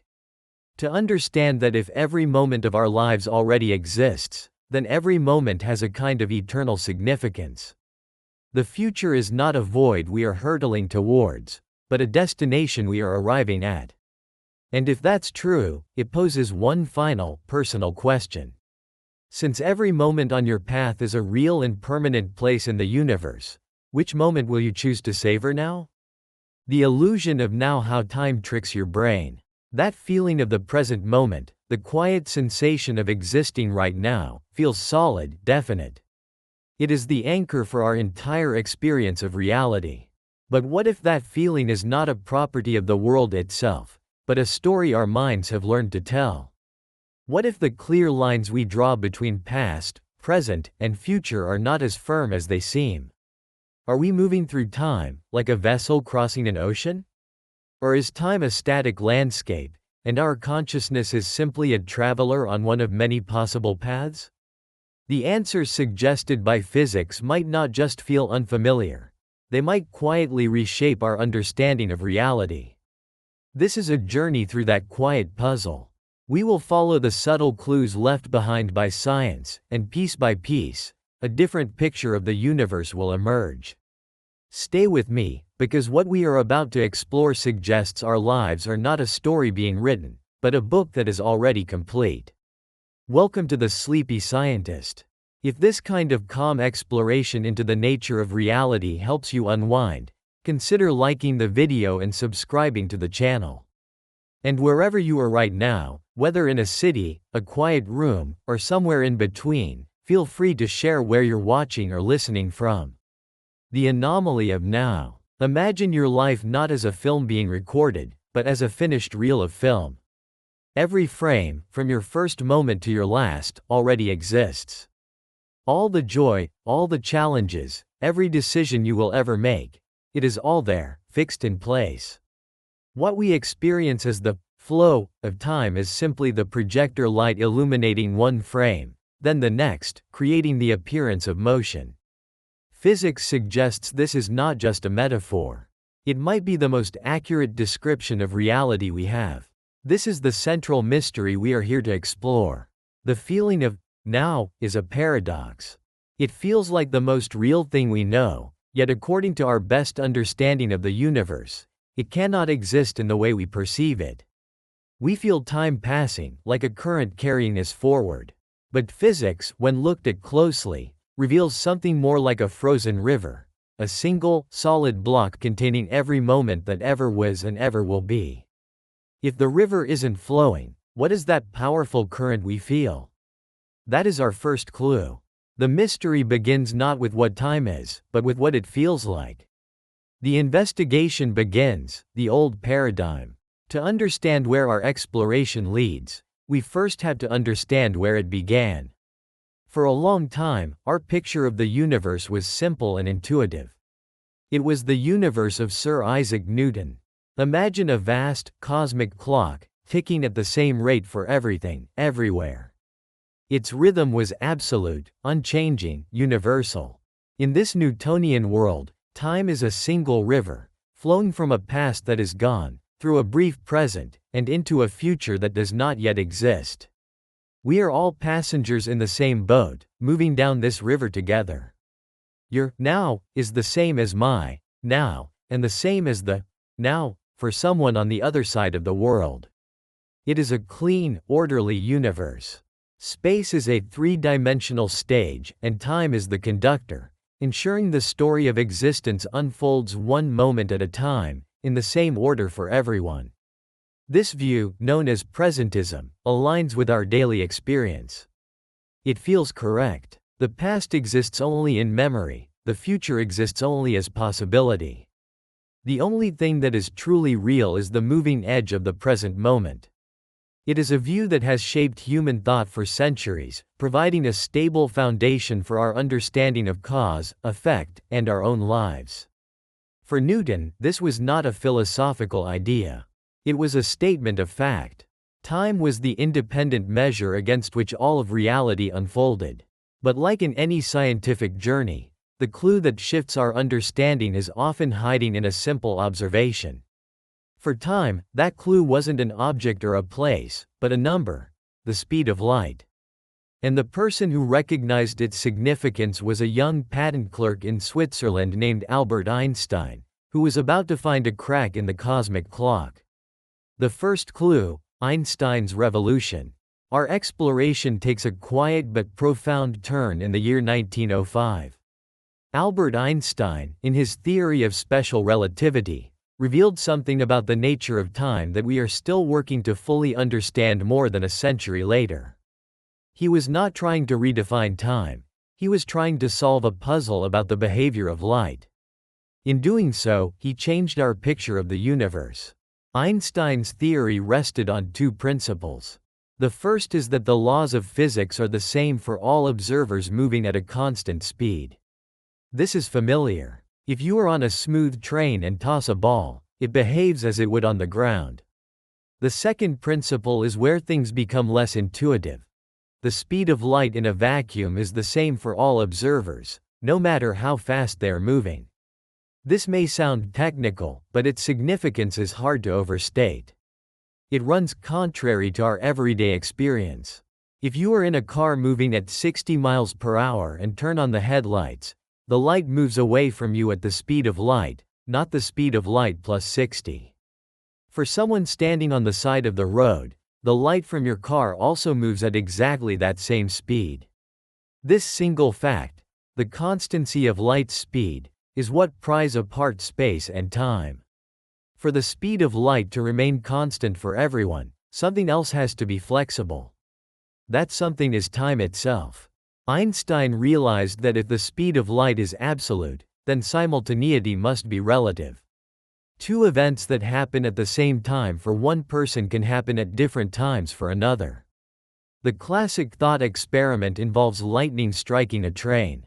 Imagine a person standing on the ground, exactly halfway between two trees. Just as a train passes, lightning hits both trees at the same time from the ground observer's perspective. They see both flashes at the same instant. But for a person sitting in the middle of that moving train, the situation is different. They are moving toward the light from the strike in front of them and away from the light from the strike behind them. The light from the front has a shorter distance to travel to their eyes. They will see the front flash before the back flash. For them, the events were not simultaneous. So, who is correct? Einstein's answer was that both are. There is no universal now. Each observer has their own valid present moment. This discovery quietly dismantled the foundation of Newton's clockwork universe. If we cannot agree on what is happening now then the idea of a single, flowing river of time becomes difficult to support. This led to an even deeper realization, time dilation. Because space and time are woven together into a single fabric called spacetime, movement through space affects movement through time. A moving clock runs slower than a stationary clock, from the perspective of the stationary observer. This is not a mechanical flaw. Time itself is passing more slowly. We measure this every day. GPS satellites have clocks that run at slightly different rates than clocks on Earth, and if engineers did not correct for this relativistic effect, the entire system would fail. The most famous illustration is the twin paradox. One twin stays on Earth while the other travels to a distant star at near light speed and returns. For the traveling twin, the journey might take 10 years. But upon returning, she finds that decades have passed on Earth. She has aged only 10 years, while her sibling is now an old man. She has effectively traveled into Earth's future. This is not science fiction. It is a consequence of the laws of physics. But it raises a profound question. If she can travel to Earth's future, that future must have been there for her to arrive at. This is the first major clue in our exploration, pointing toward a quiet but startling conclusion. If the future is a place you can go, it must already exist. The deeper conspiracy, unveiling the block universe. Einstein's relativity did not just break the idea of a universal now. It suggested that my present could be your past or your future. This proven fact guides us toward a different picture of reality. Physicists call it the block universe. This is the model at the heart of our exploration. It proposes that time is a dimension, not a flow. Just as all of space exists at once, the room you are in, the Eiffel Tower, the Andromeda Galaxy all coexist. So too does all of time exist at once. The past, present, and future are not fundamentally different. They are all equally real, laid out in a single, four-dimensional block of spacetime. Think of spacetime as a loaf of bread. Each slice is a complete snapshot of the universe at a specific moment. Your birth is one slice. Your first day of school is another slice further down. This moment right now is another. Your final moment is a slice further still. The entire loaf, the whole of your life, the whole history of the universe, exists simultaneously. There is no special slice called the present. There is only the loaf. The feeling that time is flowing is an illusion created by consciousness. We experience the slices sequentially, one after another, like a spotlight moving along the loaf. But the loaf itself is static. Julius Caesar is not gone. He is living his life in his slice of spacetime. Your future descendants are not possibilities, they are already existing in their slices. All events are just coordinates in this four-dimensional block. This may sound strange, but it is a direct logical consequence of relativity. If my now and your now can be different, then for both of our perspectives to be valid, both moments must exist. And if all possible nows for all possible observers exist, then all moments must exist. The block universe is not an optional feature of relativity, it is what allows it to be consistent. But if this is true, what about the arrow of time? Why do we remember the past but not the future? The answer, physicists believe, lies not in the nature of time itself, but in the nature of our universe. It comes down to a concept called entropy, which is a measure of disorder. The second law of thermodynamics states that the total entropy, or disorder, of a closed system always increases over time. Things move from order to disorder. The arrow of time we experience is simply the arrow of increasing entropy.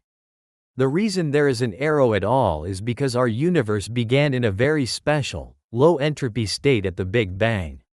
It was incredibly ordered. From that starting point, it has been moving toward greater disorder ever since. So, when we experience time moving forward, we are experiencing a journey through the block universe from its low-entropy past toward its high-entropy future. The flow we feel is the universe's inexorable slide into a more disordered state. We remember the past because it leaves ordered records, while the future, being disordered, is inherently unpredictable from within the system. Our exploration began with the feeling of now, and it has led us to a quiet but breathtaking conclusion. The universe appears to be a static, four-dimensional sculpture. Time does not flow. The arrow we perceive is a consequence of thermodynamics. But this raises the most personal question of all. If the block is static, what is our consciousness, and why does it feel like it is moving? The consciousness connection. Our journey has revealed a static universe where time does not seem to flow. And yet, we feel it. We feel the relentless march from one moment to the next. If the movie reel is static, what is the projector light? The answer seems to lie within the most intimate and mysterious thing we know, our own consciousness. The feeling of now is not a property of the physical world. It appears to be a product of the brain. Consciousness acts like a spotlight moving along your path through the 4D block universe. illuminating one slice of spacetime at a time. The sequence of these illuminations creates the narrative of your life. The flow of time is a subjective experience, generated by our neural hardware. Neuroscience offers quiet evidence for this. Your perception of now is not instant. It takes time for your brain to process information from your senses. What you perceive as the present is actually a reconstruction of events that happened about 80 to 100 milliseconds in the past. Your brain receives this slightly old information and cleverly presents it as if it's happening in real time. What feels like now is a mental echo. There's also something quietly humbling about how our minds perceive time. Consider the stopped clock illusion. If you glance at an analog clock, sometimes the second hand appears frozen for an extra moment. This is a phenomenon called chronostasis. When your eyes move to a new object, your brain edits out the blur of motion, replacing it with the first clear image it gets. It backdates that image to fill the gap, making you feel as though you were looking at it for longer than you were. Your brain is manipulating your perception of time to create a smooth experience. Our emotional state also warps our sense of time. When you are bored, time can feel like it is dragging. When you are deeply absorbed in an activity, hours can pass in what feels like minutes. Psychologists call this a flow state. These timeless moments are a powerful hint. They are moments when the illusion-generating machinery of the brain quiets down, and we get a glimpse of a state where the ticking clock is irrelevant. All of this points in one direction. The stream of time is not out in the world, it is in our head. The block universe is the territory. Our consciousness is the traveler, and our brain is the storyteller. There is even evidence that the brain initiates action before we are consciously aware of deciding to act. This suggests our conscious experience of deciding might be a story we tell ourselves after the fact. We are observers, gently guided into thinking we are the agents. The illusion of now is a feature, not a bug, of our evolutionary design. It is a useful way to navigate the world. The revelation, the consequences of a written future. We have followed the clues from relativity to the block universe, and from there to our own consciousness. The exploration is building to a quiet conclusion. Time doesn't flow, and the now is an illusion. But what does this mean for us? If the future already exists, what does that say about our choices and our sense of self? The first and most immediate concern seems to be free will. If every moment of your life is a fixed part of the four-dimensional block, how can any choice be free? It suggests we are actors in a play that has already been written. This is the dilemma of determinism. This idea can feel unsettling. It suggests we are puppets of physics. But many philosophers and physicists argue this is a misunderstanding of what free will is. This viewpoint is called compatibilism. The idea that free will and determinism can coexist. A compatibilist would suggest that free will is not about changing the block of spacetime. Instead, it's about your actions being a result of your own character and desires, without outside force. The book of your life may be written, but you are the one who wrote it. Your thoughts and decisions are the ink on the page. The fact that the page already exists in the block doesn't change that your deliberation is the asterisk cause of what is written on it. The block universe does not eliminate our choices, it eternalizes them. Cause and effect are also built into the structure of the block. An event can only be caused by events in its past. An egg breaking is always in the future part of the block relative to it being dropped. The relationship between cause and effect is a rigid part of the spacetime fabric. Of course, not everyone is convinced. There are other views. Some thinkers continue to argue that only the present is real, and that physics will one day change to fit this intuition. These are important counter-arguments, but for now, the block universe remains the picture that is most consistent with general relativity. Living with this knowledge does not have to be disempowering. In fact, it can be quietly comforting. It means that the sorrows of your past are not gone. They are a permanent part of the pattern of your life. But so are your joys. Every moment of happiness, every act of kindness, every instance of love is frozen forever in spacetime, as real now as it ever was. Albert Einstein, who believed in this model of the universe, wrote to the family of a deceased friend, "Now he has departed from this strange world a little ahead of me." That means nothing. People like us, who believe in physics, know that the distinction between past, present, and future is only a stubbornly persistent illusion. For Einstein, this was a source of comfort, the idea that our loved ones are never truly gone, but simply exist in a different part of spacetime. Conclusion. The lingering question. Our exploration is complete. We began with the anomaly of now. We followed the first clue from Einstein, who showed that now is relative.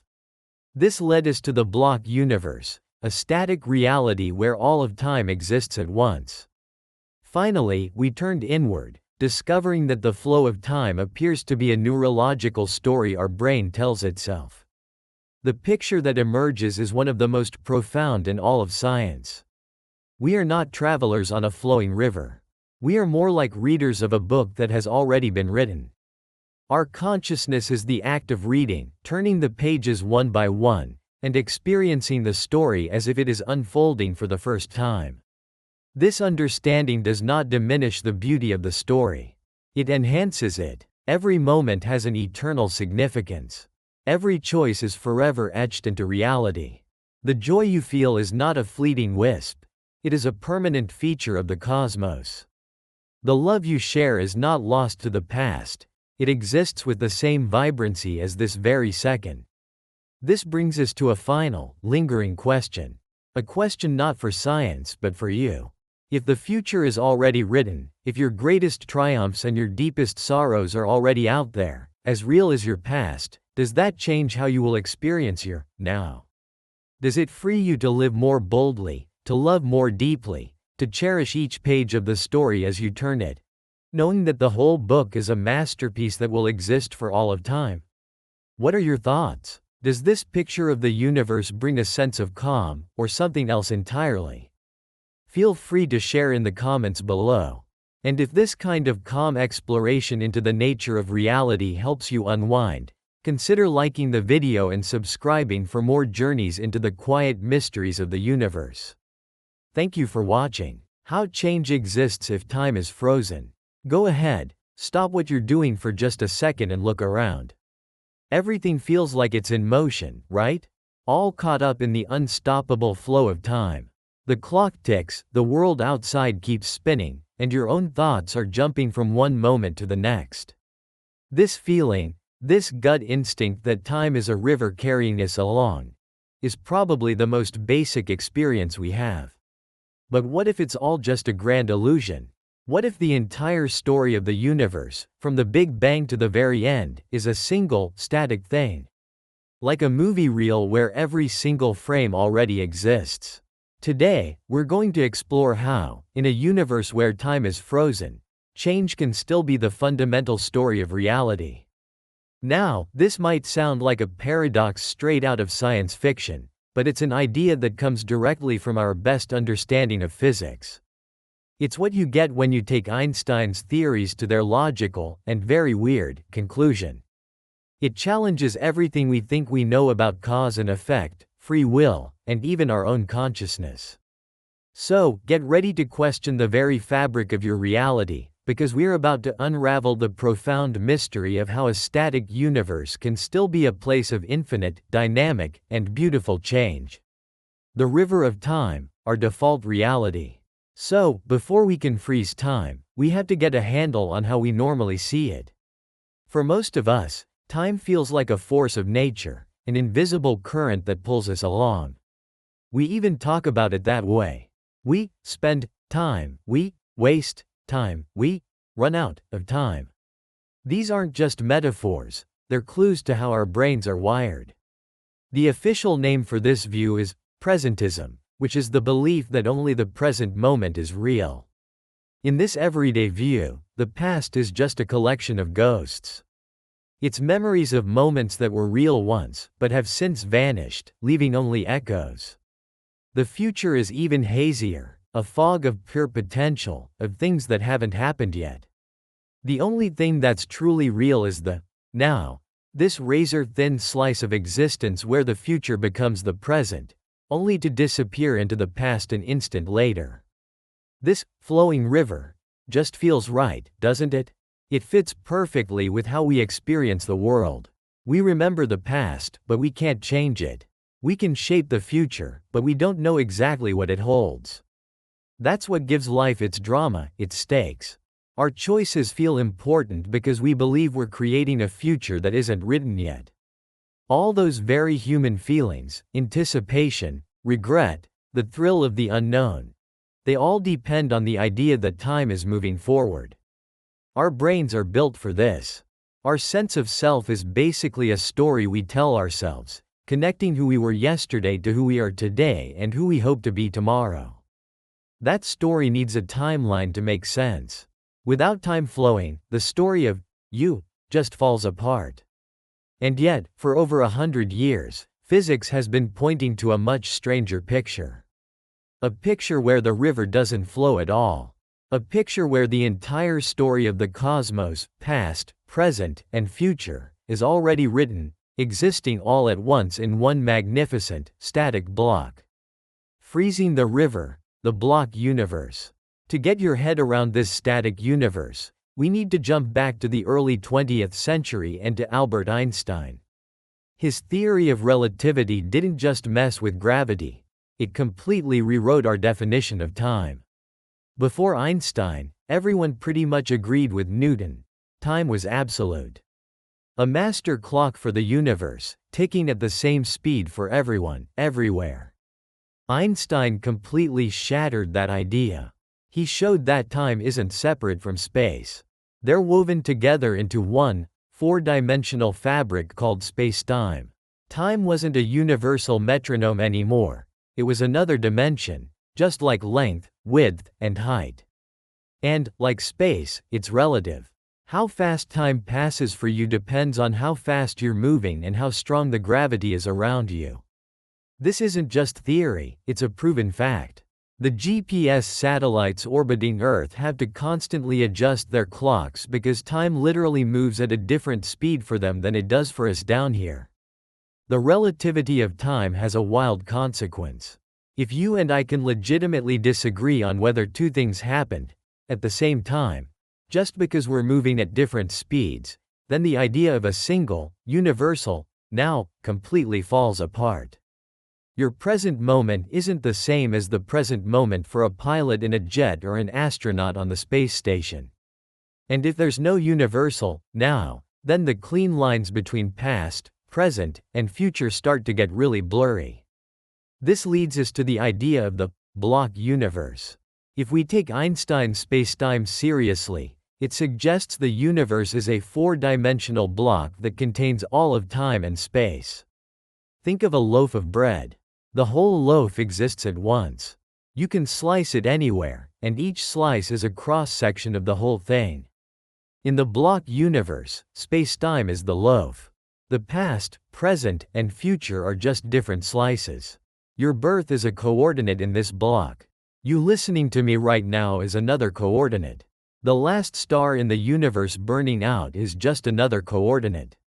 From a higher dimensional view, all these moments are equally real and exist at the same time, just like all the cities along a highway exist at the same time, even if you're only driving through one of them. It's like having a movie on a DVD. The entire film, the opening scene, the climax, the credits, it all exists on that disc at once. The story doesn't happen when you press play. All the information for every single frame is already there. The feeling of progression you get is just your DVD player reading one frame after another, in order. The block universe theory says the universe is like that DVD. Every moment, from the Big Bang to the heat death of the cosmos, is already on the disk. They're just different locations in the block of spacetime.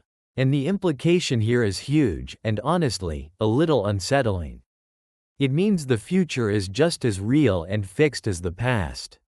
It's not a fuzzy realm of possibility, it's a solid landscape we just haven't gotten to yet.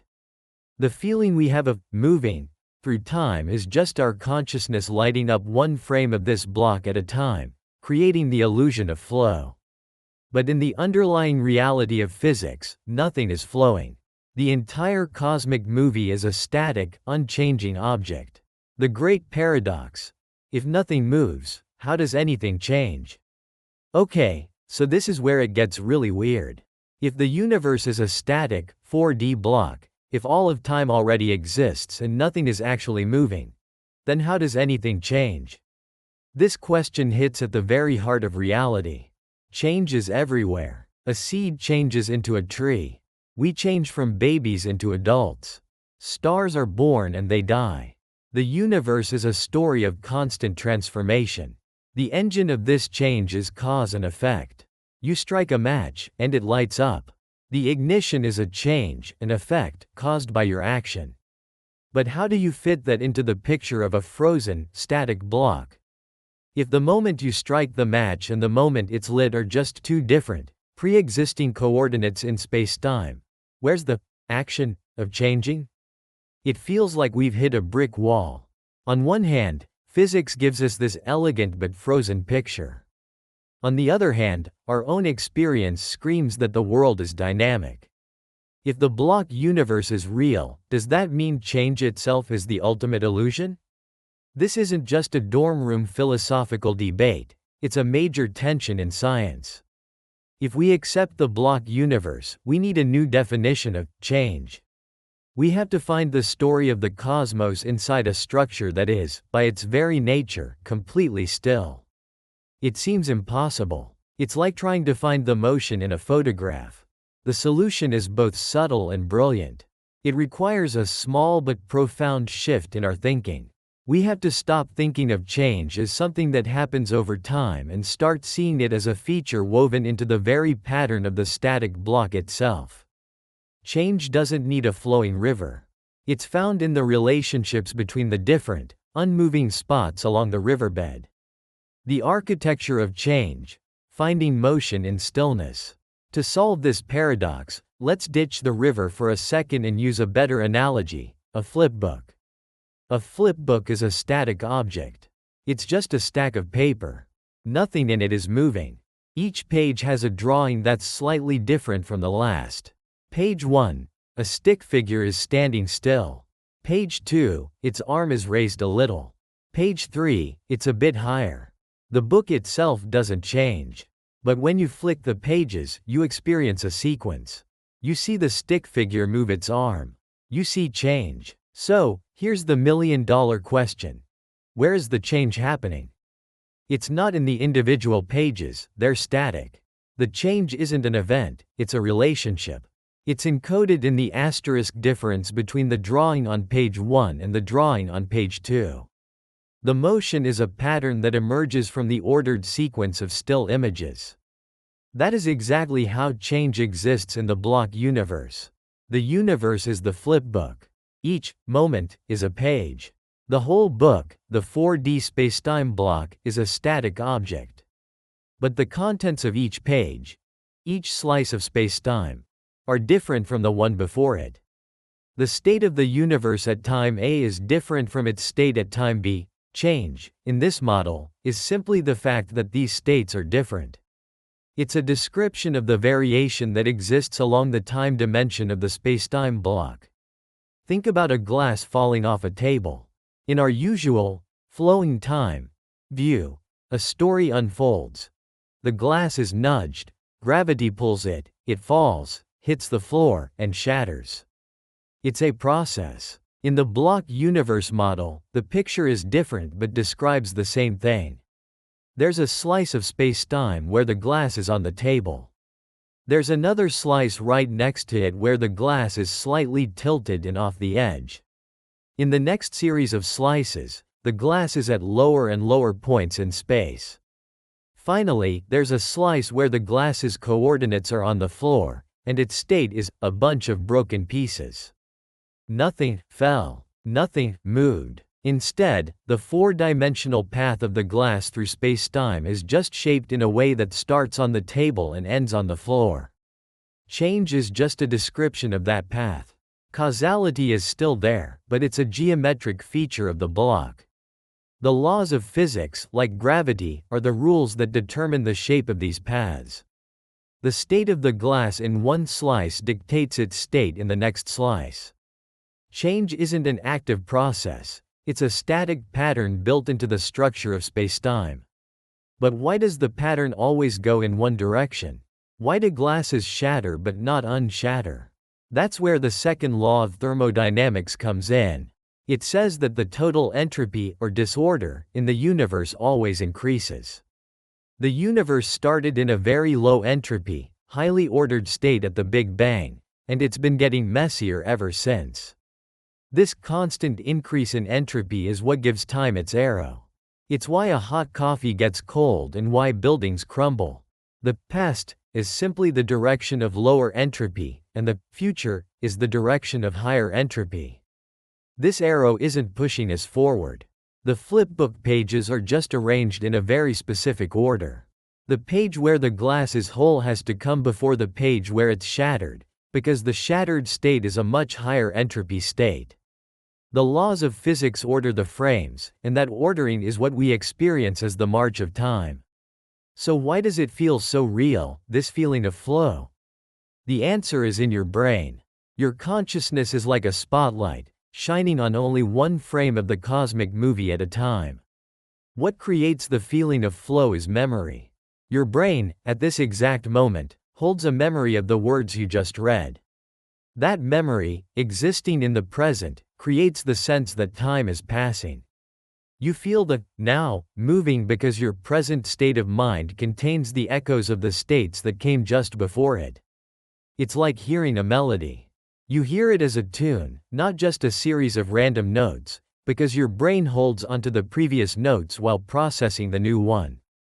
The flow of time is a psychological experience, and while it's very real to us, it's a feature of our biology, not the universe itself.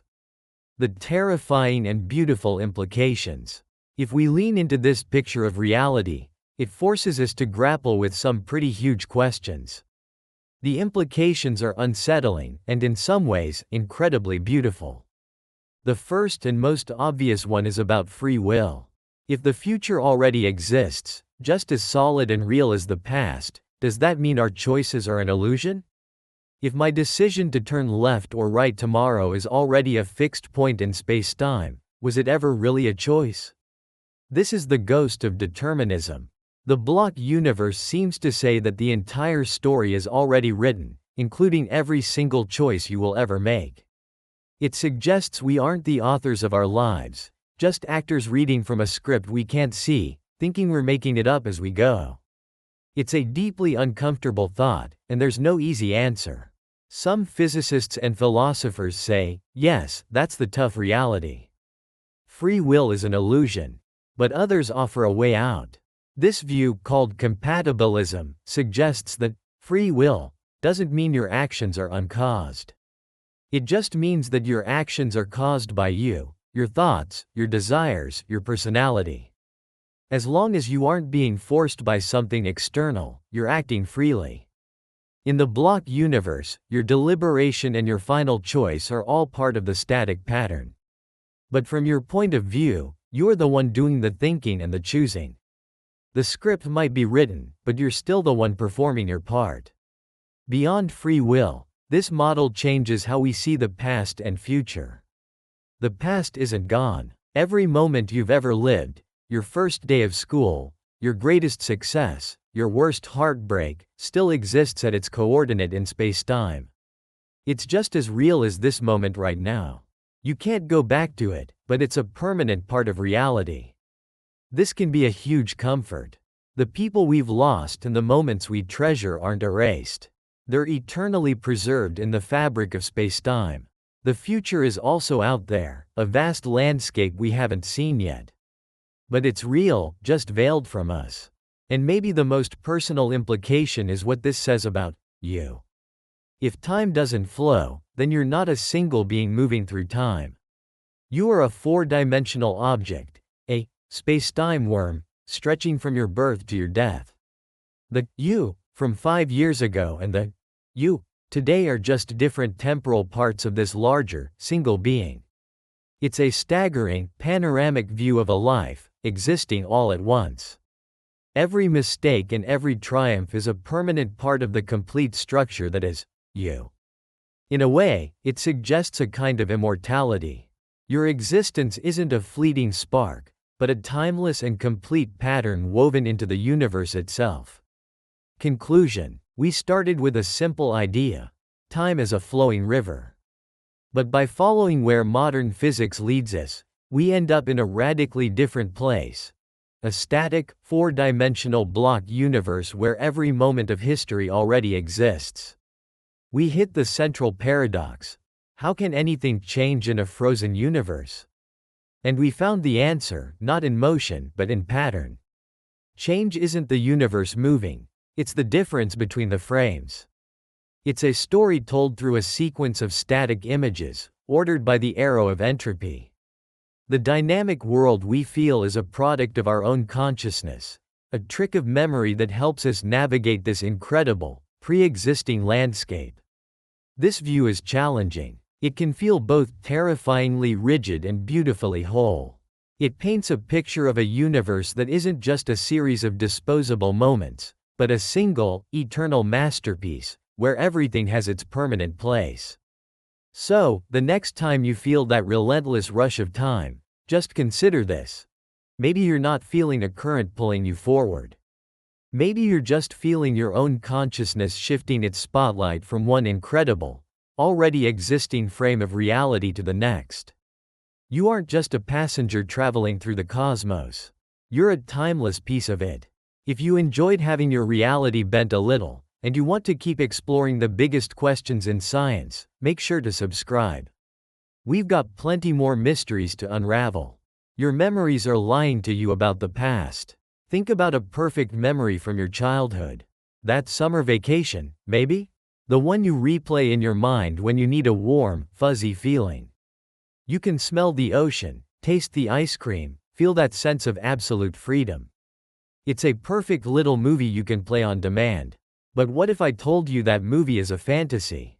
It probably didn't happen the way you remember it. In fact, for years, your brain has been rewriting that memory, editing it, color correcting it, even adding a new soundtrack. That perfect moment is a story, a piece of fiction your mind created. And you're its biggest fan. Your memories are lying to you. They aren't a factual record of what happened. They're stories. And because we believe these stories are gospel, we get trapped. We get tangled up in regret, haunted by nostalgia for a past that never really was, and chained to a single, unchangeable version of our own life story.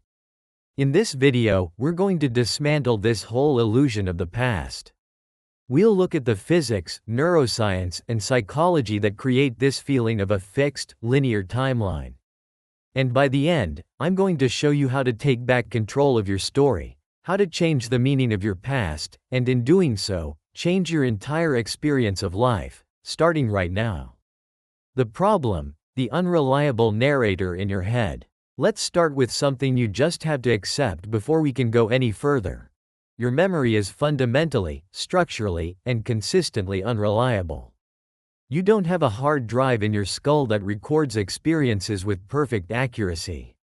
What you have is a storyteller, an artist that takes the raw material of an event and reinterprets it every single time you access it. Think about it like this. When you remember something, you aren't just pulling a file out of a cabinet.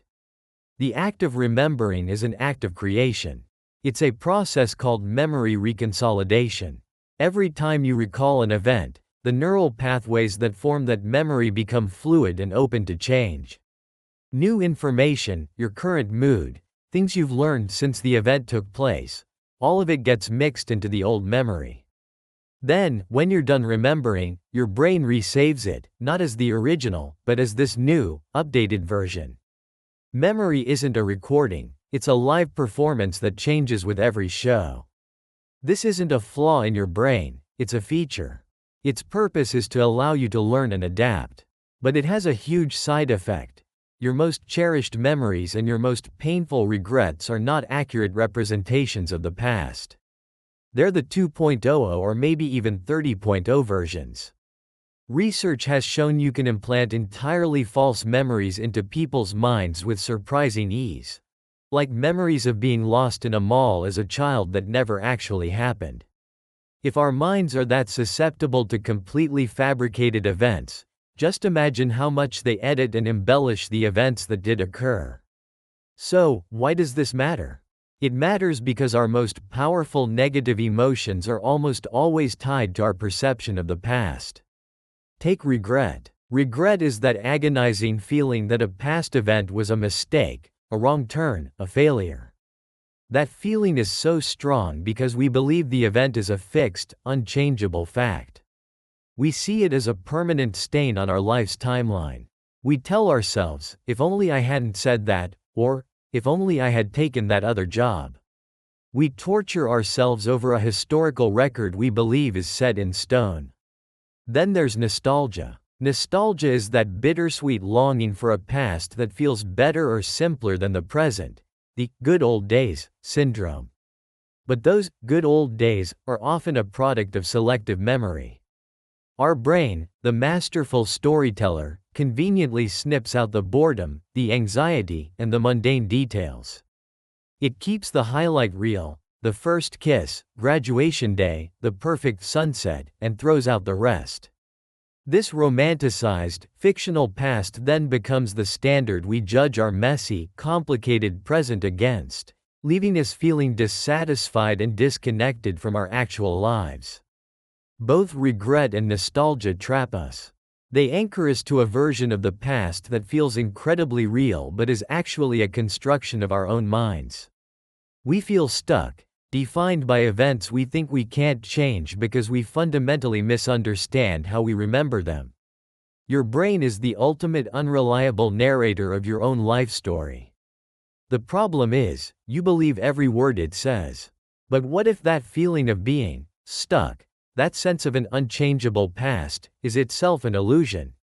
What if the very fabric of time, the forward march from past to present to future, isn't what we think it is? To truly break free, we have to go deeper than just psychology.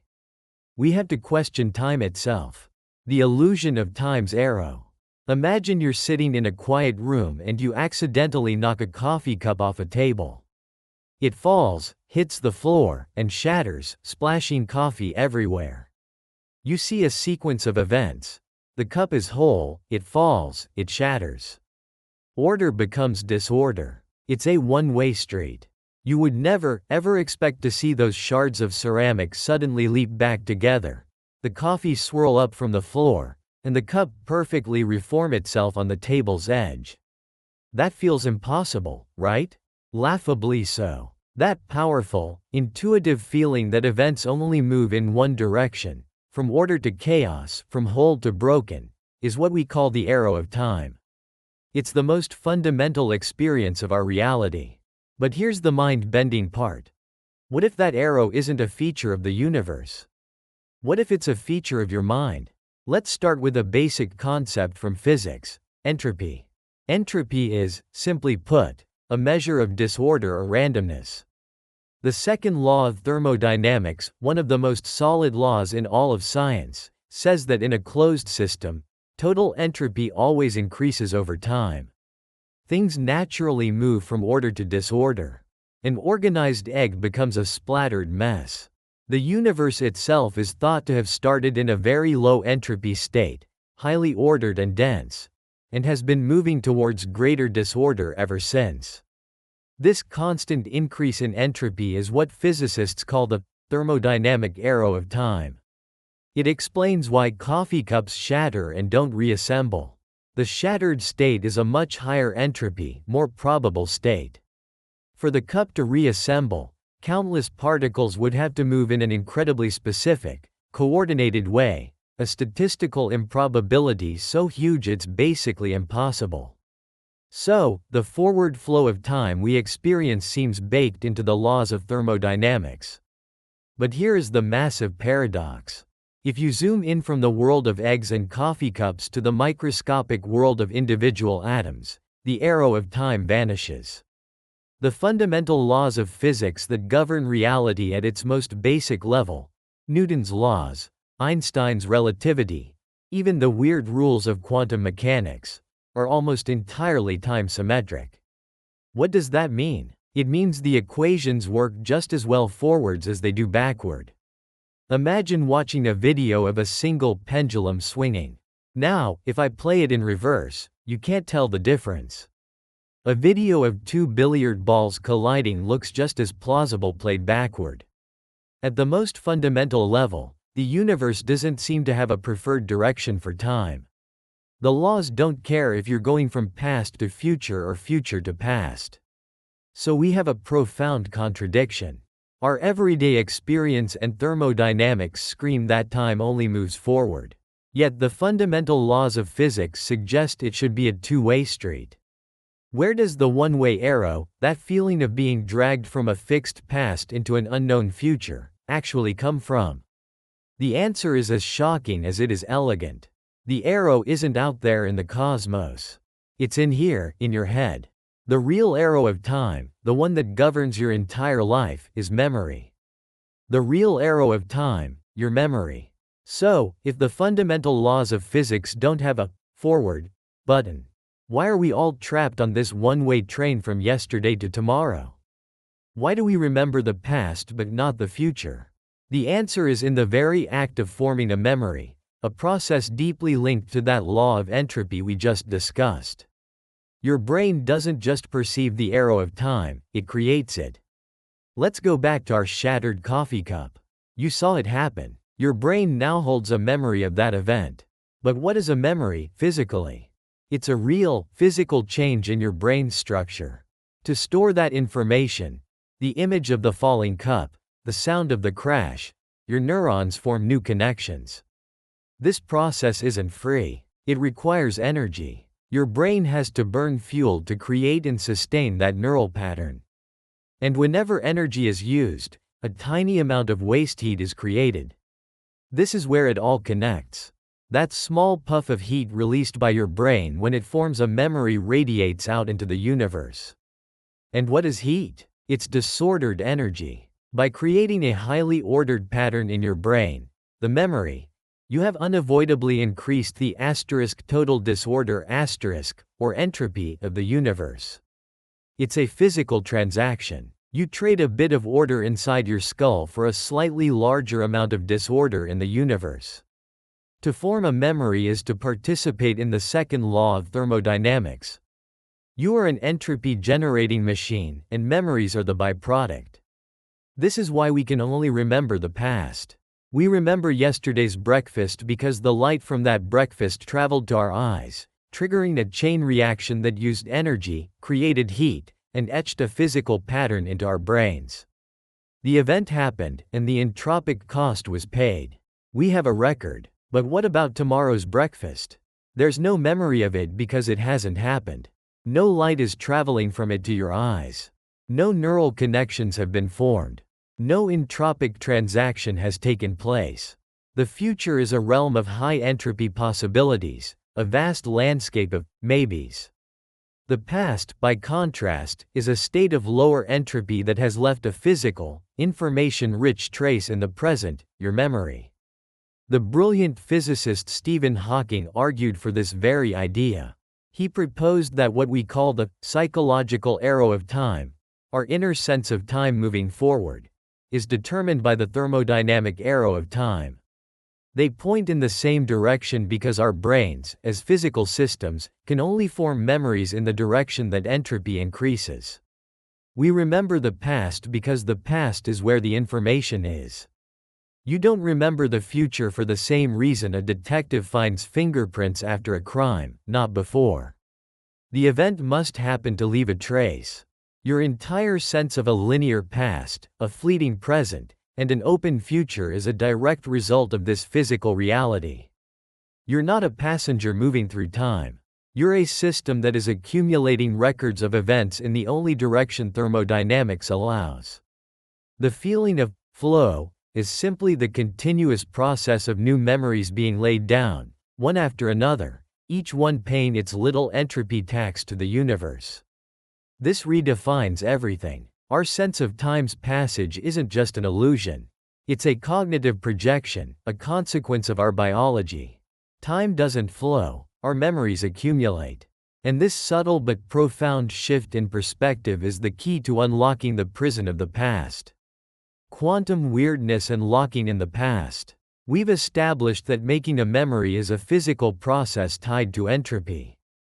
But to get to why the past feels so fixed, and how you can change that feeling, we need to add one more layer of physics: quantum mechanics. At the quantum level, the universe is a fuzzy, probabilistic place. Particles don't have definite properties until they're measured or interact with something. Before that, they exist in a superposition of all possible states at once. It's the act of interaction that collapses this cloud of possibilities into a single reality. Entanglement is one of the weirdest parts of this. It's where two particles become linked so their fates are intertwined, no matter how far apart they are. If you measure one, you instantly know the properties of the other. Einstein famously called it spooky action at a distance. So what could this possibly have to do with that embarrassing thing you said at a party 10 years ago? Well, let's connect some fascinating dots. Think about how you perceive the world. An event happens, a friend smiles at you. Photons of light bounce off your friend's face and hit your retina. In that instant, a quantum transaction happens. The state of those photons becomes entangled with the state of your neurons. Information is transferred. A correlation is created. That correlation is the most basic, fundamental form of a record. The state of your brain is now physically linked to the state of that past event. This process of constant entanglement is what helps lock in the past. Every sight, sound, and touch is an act of the universe entangling itself with your nervous system. Your brain becomes a walking record of its correlations with past events. This is a very speculative way to look at memory, but it paints an incredible picture. Some bold theoretical physics even explores this link. A concept known as the Page-Wouters mechanism proposes that for an observer inside a quantum system, time itself emerges from the entanglement between a clock part of the system and the rest of it. For an imaginary observer outside the whole universe, everything might appear static. This is just a theory, but it suggests that the past isn't a place you've left behind. It's an ever-growing web of correlations between you and the universe. The future is simply the space where those correlations haven't formed yet. So let's put this all together.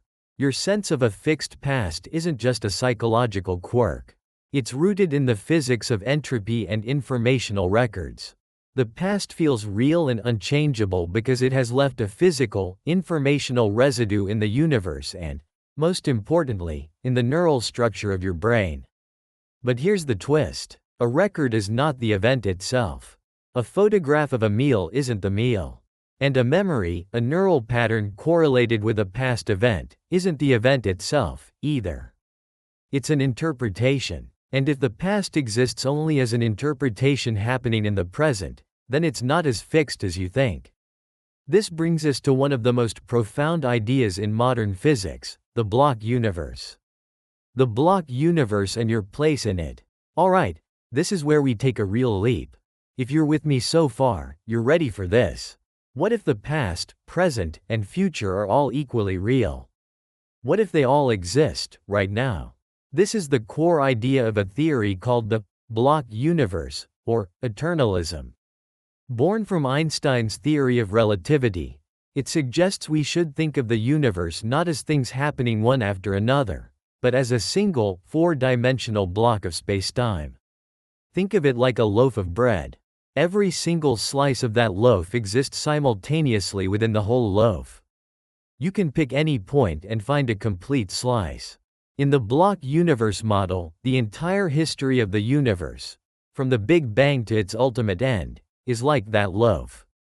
Every moment, every event, your birth, The conversation you had this morning, and every moment in your future, already exists as a slice in this giant 4D block.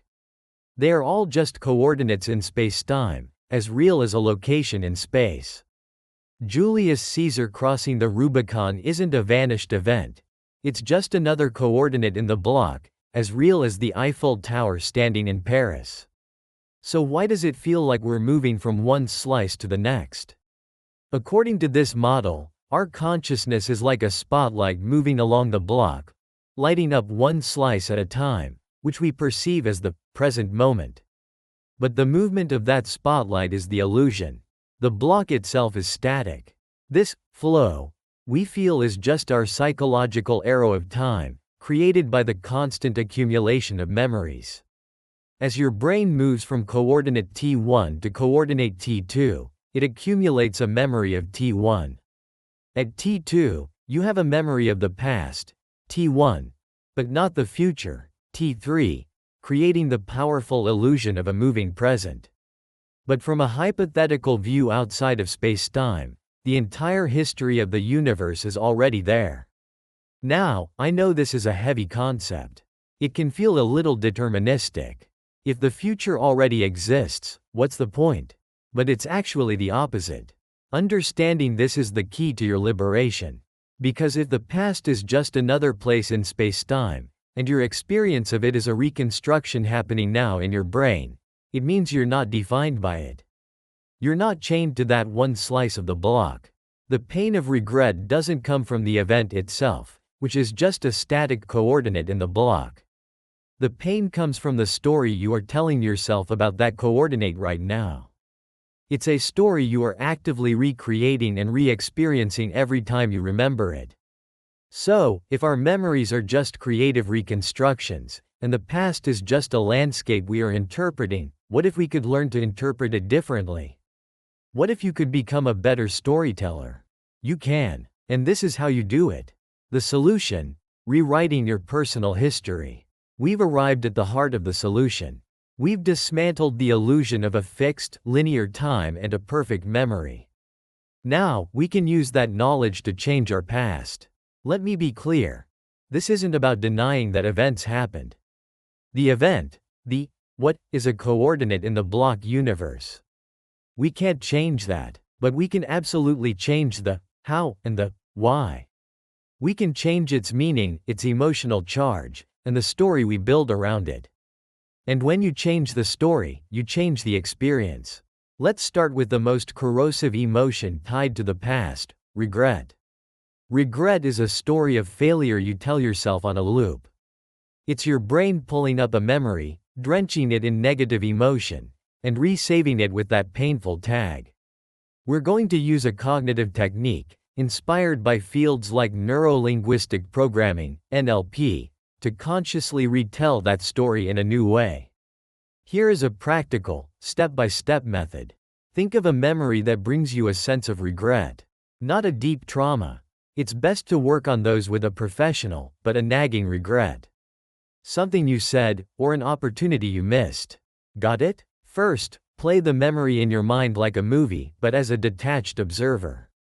You're in the projection booth, not on the screen. See yourself in the memory. Now, start to change its sensory qualities. Drain the color out until it's black and white. Push the image further away, making it smaller, like a tiny screen across a vast room. Turn down the volume of any sounds until they're a faint whisper. Notice how this already starts to reduce the emotional intensity. You're not reliving it, you're just observing a faded record. Now for the most important part. From this detached view, ask yourself a different question. Instead of, "Why did I do that?" ask, "What did I learn from this? What strength, wisdom, or valuable lesson did I gain because this happened?" Be honest. Did it teach you to be more careful? Did it show you what you truly value? Did it make you more resilient or empathetic? Every experience, especially the painful ones, contains a lesson. Find it. Hold on to that feeling of the lesson learned: resilience, wisdom, empathy. Now, create a new movie. This movie starts after the regrettable event, and it stars a future you who has fully integrated that lesson. See this new you navigating the world with that strength. Make this new image big, bright, and vibrant. Turn up the volume on the sounds of success and confidence. Feel the positive emotions that come with this new version of yourself. Finally, we'll do an exercise called a swish pattern. Bring up the small, dim, black and white image of the old regret. In the corner, place a tiny, bright picture of the new, empowered you. Now, in an instant, make the new image explode in size and brightness, completely covering the old one, with an energizing whoosh sound. Do it again. See the small, dark memory, and swish, it's replaced by the big, bright, resourceful one. Repeat this 5 or 6 times, faster each time. What you're doing is a powerful mental exercise. You're using your mind's ability to re-evaluate to update an old, painful story. You're not erasing the event. You're changing its emotional association. You're telling your brain, that old story isn't the important one. This new story of learning and strength is the one to focus on. With practice, when your brain goes to access the old memory, it will find this new, empowering association instead. You have successfully reframed your personal history. The solution part 2: escaping the nostalgia trap. Now let's turn to the other great trap of the past, nostalgia. If regret is a prison of pain, nostalgia is a gilded cage. It feels warm and comforting, but it can be just as limiting. It creates a golden age in our past that the present can never live up to, leading to a quiet sense of dissatisfaction with our actual lives. Nostalgia is the ultimate example of your brain's creative storytelling.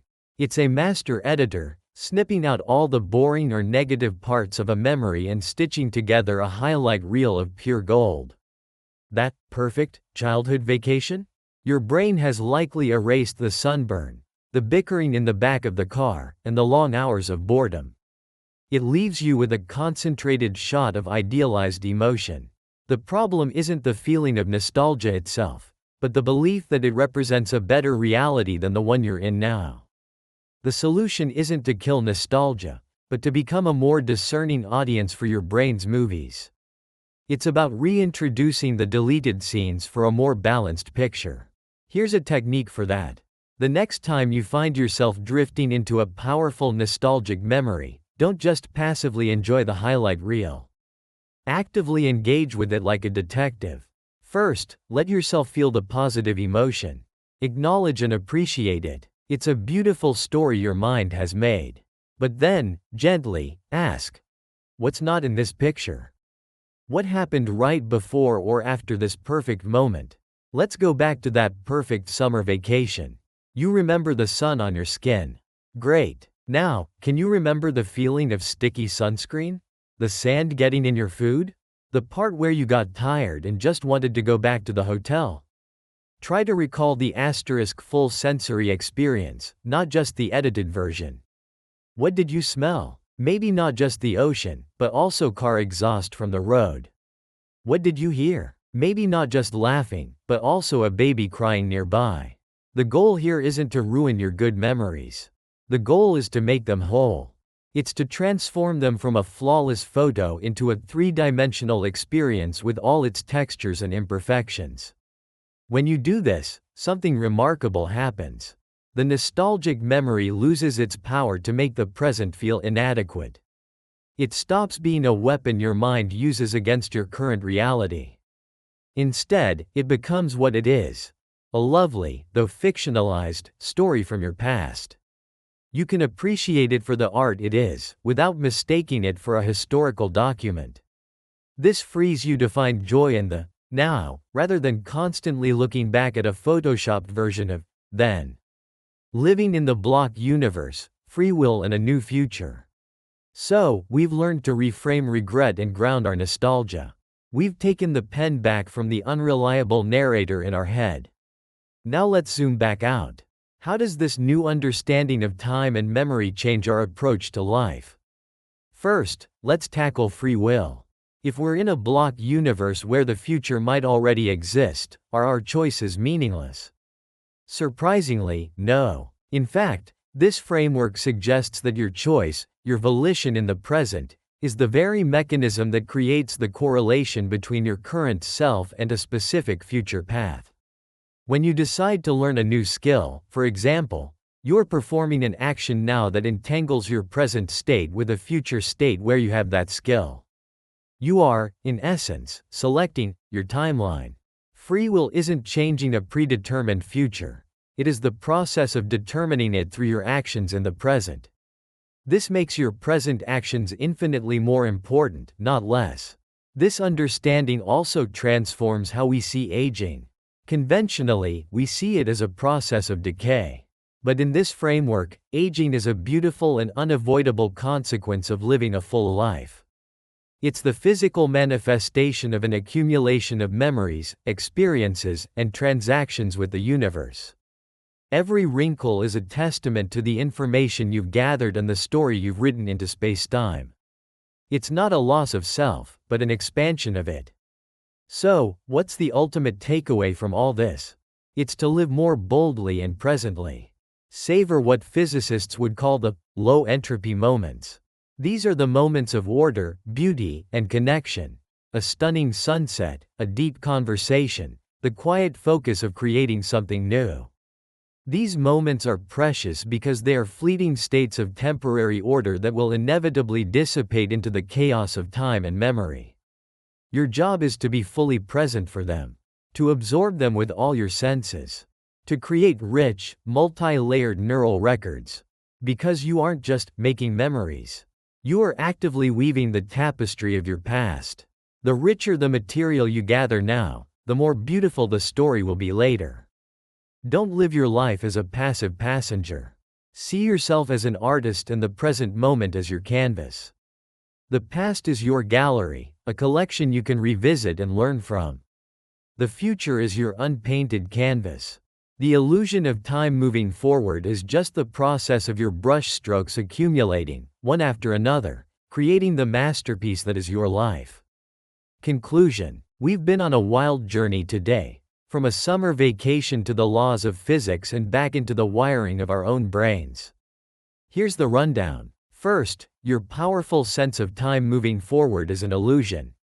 It's a psychological phenomenon created by the way your brain physically records memories, a process governed by the universe's march towards disorder or entropy. Second, your memory is not a video camera. It's a creative and unreliable storyteller. Every time you remember something, you're not just retrieving it, you are rebuilding it. This is why the past feels so real, but is, in fact, a story. And third, because the past is a story you tell yourself in the present, you have the power to change its meaning.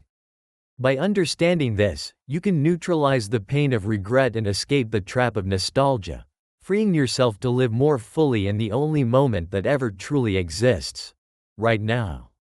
Your brain is the ultimate unreliable narrator of your life story. But the good news is, you're the one holding the pen. The past is your draft, not your destiny. So, what story will you write next? If this video dismantled an old belief or changed how you think about your own mind, hit that subscribe button and turn on notifications. We're going to be deconstructing a lot more of the illusions we live by, and you won't want to miss it. And for your next step, check out this video right here on how your perception of reality is being shaped by things you're not even aware of. Thanks for watching. The universe is finished and you're just living a memory. You feel time passing, don't you? It's one of the most fundamental experiences of being human. The past feels like this vast museum of memories, locked away behind us. The future is an uncharted territory of infinite possibilities, a blank page you get to write on.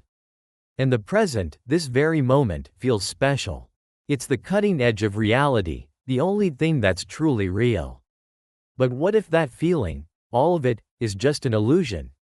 A profound, deeply convincing, but ultimately false perception of the universe. What if the entire timeline of everything, from the Big Bang to the final fade of the last star, is already complete? A finished story. What if this moment you're in right now is no different from a memory? What if the future has already happened, and you're just experiencing a recording, a slice of a cosmic history that's already set in stone?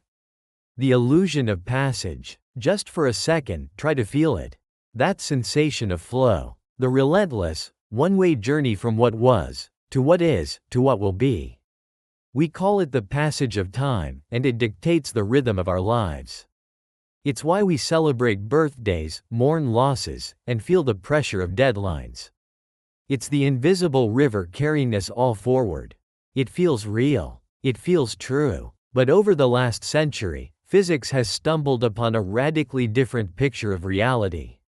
An idea so counterintuitive, so at odds with our daily experience, that it sounds more like sci-fi than science. This idea suggests that the river isn't flowing at all. In fact, there is no river. There's only a frozen lake, a vast, static landscape of every moment that has ever been and ever will be. This concept has a name, eternalism, but it's more famously known as the block universe theory. It proposes that the past, the present, and the future all exist simultaneously and are all equally real. That special feeling of now, according to this theory, is just a trick of human consciousness. It's a product of our minds, not a feature of the universe itself. Think of it like the user interface on your computer. The icons on your desktop aren't the actual code and circuitry running inside the machine. They're a simplified representation so you can interact with it. In the same way, our perception of time's flow might just be a biological user interface, evolved to help us navigate a reality that is, in its truest form, static and timeless. This isn't just some wild philosophical guess. This is the worldview that seems to be forced on us by our most successful and rigorously tested scientific theory, Albert Einstein's theory of relativity. To see why so many physicists and philosophers take this seriously, we have to let go of our most basic intuitions and step into this strange, frozen landscape. We have to explore the block universe. Welcome to the block. To get your head around the block universe, you have to completely rethink what time is. We're used to thinking of time and space as separate things. Space is the stage, time is the play unfolding on it. But eternalism says that's wrong. Time is just another dimension, woven together with the three dimensions of space, length, width, and height, to form a single, four-dimensional continuum called spacetime. Okay, this gets weird, so let's use a few analogies to make sense of it. First, imagine the entire history of the universe as a single, gigantic book. The Big Bang is the first word on page 1, and the final fate of the cosmos is the last word on the last page. Your life is a chapter in that book. Right now, you are experiencing a particular sentence on a particular page. To you, this sentence is the present. The sentences you've already read are the past, and the ones to come are the future. But here's the key: the whole book is already written. The future pages don't pop into existence as you read them. They're already there. Just because you haven't read the final chapter doesn't mean it isn't real. In the block universe, your birth, this moment, and your death are all just different pages in the same cosmic story, and all the pages exist at once. If that doesn't click, let's try a classic, the loaf of bread. Imagine space-time as a long loaf. Each individual slice is the entire universe at one specific instant, a snapshot of everything, everywhere, now. Your present moment is one of those slices. Presentism, our intuitive view, says only your slice is real. But eternalism says the entire loaf is real. All the slices, past, present, and future, exist together. The dinosaurs are on a slice way back at the beginning. Future human colonies on Mars are on a slice further down. They're all just different locations within the complete structure of spacetime. Or, for a more modern take, think of the universe as a movie file. The file contains every single frame from the opening credits to the end. When you press play, your consciousness is the playhead, moving through the file, creating the illusion of motion and time. But the future frames aren't non-existent. They're always there, stored in the file, waiting for the playhead to reach them. You are the playhead, moving through the already completed movie of the universe. In this view, when is no different from where. It's just another coordinate. To pinpoint an event, you need 4 pieces of information: its location in space and its location in time. The assassination of Julius Caesar isn't gone. It's just located at a different set of spacetime coordinates. Rome, on the Ides of March, 44 BC. That point in the 4-dimensional block universe is just as real as the point you occupy right now. You just aren't then. This is the strange world we find ourselves in. A world where time doesn't flow, it just is. But why on earth should we believe this? What could possibly lead physicists to throw out something as fundamental as the passage of time? The physics that froze time. The main culprit behind the murder of our intuitive sense of time is Albert Einstein. His theories of relativity form the bedrock of modern physics, and when you follow their logic, you end up in a place that looks a lot like the block universe.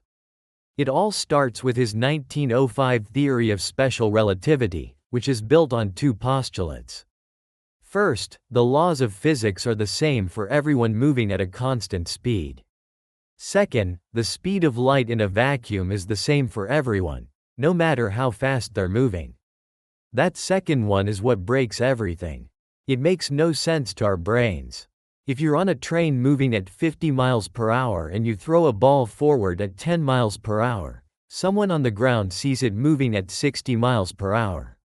Simple. But if you turn on a flashlight, you, the person on the ground, and someone in a rocket flying the other way would all measure that light moving at the exact same speed. Roughly 671 million miles per hour. This bizarre fact has a profound consequence, which physicists call the relativity of simultaneity. It means there is no such thing as a universal now. 2 events that happen at the same time for me can happen at different times for you. Let's use a classic thought experiment. Imagine you're in the exact middle of a long, moving train. Your friend is standing on the platform as you speed by. At the moment you pass your friend, 2 lightning bolts strike the train simultaneously, one at the very front and one at the very back. From your perspective on the train, the light from both strikes travels the same distance to reach you, so you see them at the same time. You'd say the strikes were simultaneous. But what does your friend on the platform see? As the light travels towards them, they are moving toward the light coming from the back of the train and away from the light coming from the front. This means the light from the rear strike reaches them before the light from the front strike. For them, the 2 events were not simultaneous. So, who is right? According to Einstein, you both are. There is no absolute, correct answer. Simultaneity, the very definition of now, is relative. It depends on how you're moving. This isn't a trick of perception, it's about the nature of time itself. My now is one slice through the block universe. If you're moving relative to me, your now is a different slice, tilted at an angle to mine. My slice of now might contain events that are in your future. Your slice of now might contain events that are in my past. The philosopher Hilary Putnam spelled out the devastating implication. If an event is in my present, it must be real. But if my future event can be in someone else's present, then that future event must also be real. By extending this logic, any event in my future is in asterisk someone's present somewhere. And if it's real for them, it has to be real, period. The future, therefore, isn't a realm of possibilities. It's a real place, already out there in space-time. This led Einstein to write something profound in a letter to the family of his recently deceased friend, Michel Besso. He said, "Now he has departed from this strange world a little ahead of me." That means nothing. For us believing physicists, the distinction between past, present and future is only a stubbornly persistent illusion. Now, this was Einstein's personal, philosophical way of grappling with what his own physics seemed to imply, but it shows how seriously he took this idea. So if the universe is a static block, why does it feel like it's flowing? The best answer we have is a concept called entropy, a measure of disorder. The second law of thermodynamics states that the total entropy or disorder of the universe only ever increases. For reasons we don't fully understand, the universe began in a highly ordered, low entropy state. As time moves forward, things get more disordered. This one-way street of increasing entropy gives time its arrow. We remember the past because it had lower entropy. The very act of forming a memory in your brain actually increases the total disorder of the universe. The flow we feel is just us surfing the cosmic wave of increasing entropy. The terrifying part: the ghost in the machine. If we accept this picture of the universe, we have to confront some deeply unsettling, even terrifying, implications. The scientific wonder gives way to a kind of existential dread. And the first thing to go? Our cherished notion of free will. Think about the decision you'll make after this video. Get a snack? Watch another video? It feels like an open choice. But in the block universe, the future is already there. It's part of the space-time geometry. The event of you getting that snack is already a coordinate on the cosmic map. Your choice was never really open. The path was already laid. This is determinism in its most stark form. The feeling that you are choosing is just the subjective experience of your consciousness passing through that predetermined event. You were always going to make that choice. Think back to the book analogy. A character like Frodo Baggins feels like he is making an agonizing choice to take the ring to Mordor. But we, the readers, know that Tolkien already wrote that choice. Frodo could never have chosen to stay in the Shire. His destiny was on the page. In the block universe, we are all Frodo, living out a story that has already been written. Our struggles, our decisions, our triumphs, they're just the unfolding of an inevitable script. This can feel profoundly demotivating. If the future is set, what's the point of striving? But the horror doesn't stop there. The block universe also changes how we see our past. We think of painful memories as echoes of events that are gone. But in the block universe, nothing ever vanishes. Every mistake you've ever made, every moment of grief or humiliation, it doesn't disappear. It exists, permanently, as a location in space-time. Your worst day isn't a memory, it's a place. A place that is, from a four-dimensional perspective, just as real as where you are now. You can't undo your mistakes because they aren't just in the past. They are part of the unchangeable structure of reality. This can be crushing, suggesting a universe where there's no escape from our past selves, because those selves aren't past. They're just elsewhere. The beautiful part: finding freedom in a finished universe. It is easy to get lost in all that existential dread. But that's only one side of the coin. This same idea can also be profoundly beautiful. It offers a new way of looking at life that can be liberating, meaningful, and deeply comforting. Let's revisit free will. Many philosophers, called compatibilists, argue that free will isn't about breaking the laws of physics. It's about your actions being caused by your own internal states, your thoughts, desires, and values. Your choice to get a snack was determined, yes, but what determined it? A causal chain that ran directly through you. The choice was a product of you. You weren't a puppet, you were the mechanism of choice. The story might be written, but you're not just a character. You're the ink. Now, let's flip the idea of eternal moments. If every bad moment is permanent, so is every good one. Every single moment of joy, love, and wonder you've ever felt is not a spark that has been extinguished. It's a permanent jewel, woven into the fabric of space-time, shining eternally. That perfect sunset, that fit of laughter with a friend, those moments aren't gone. They are real, right now, in another part of the block. Your life isn't a collection of fading memories, it's a permanent sculpture of experiences. This idea can fundamentally change how we live. If every moment becomes a permanent part of reality, doesn't that give us an incredible reason to make each moment as meaningful as possible? We're not just building a past, We are creating a permanent reality. Every moment is a chance to add something beautiful to the timeless whole. This can also be a powerful antidote to anxiety. So much of our stress comes from worrying about a future we can't control. But if the block universe is real, the future is already set. This doesn't have to be disempowering, it can be liberating. It lets you off the hook. You can stop worrying about the destination and instead focus on the journey itself, walking your path with as much grace and courage as you can. Finally, this view transforms our understanding of death. In the block universe, death isn't erasure. It's a boundary. It's the end of your personal journey through spacetime, but the complete tapestry of your life, from your first breath to your last, remains a finite but permanent and complete feature of reality. The cracks in the block. Now, it is really important to stress. The block universe is not a proven fact. It's an interpretation that seems to emerge from relativity, but it is a hotly debated one. Our gut intuition screams for something else, a model called presentism, where only the present is real. This feels right, but it's very hard to square with Einstein's physics. If we can't even agree on what the present is, how can it be the only real thing? There are other ideas, too.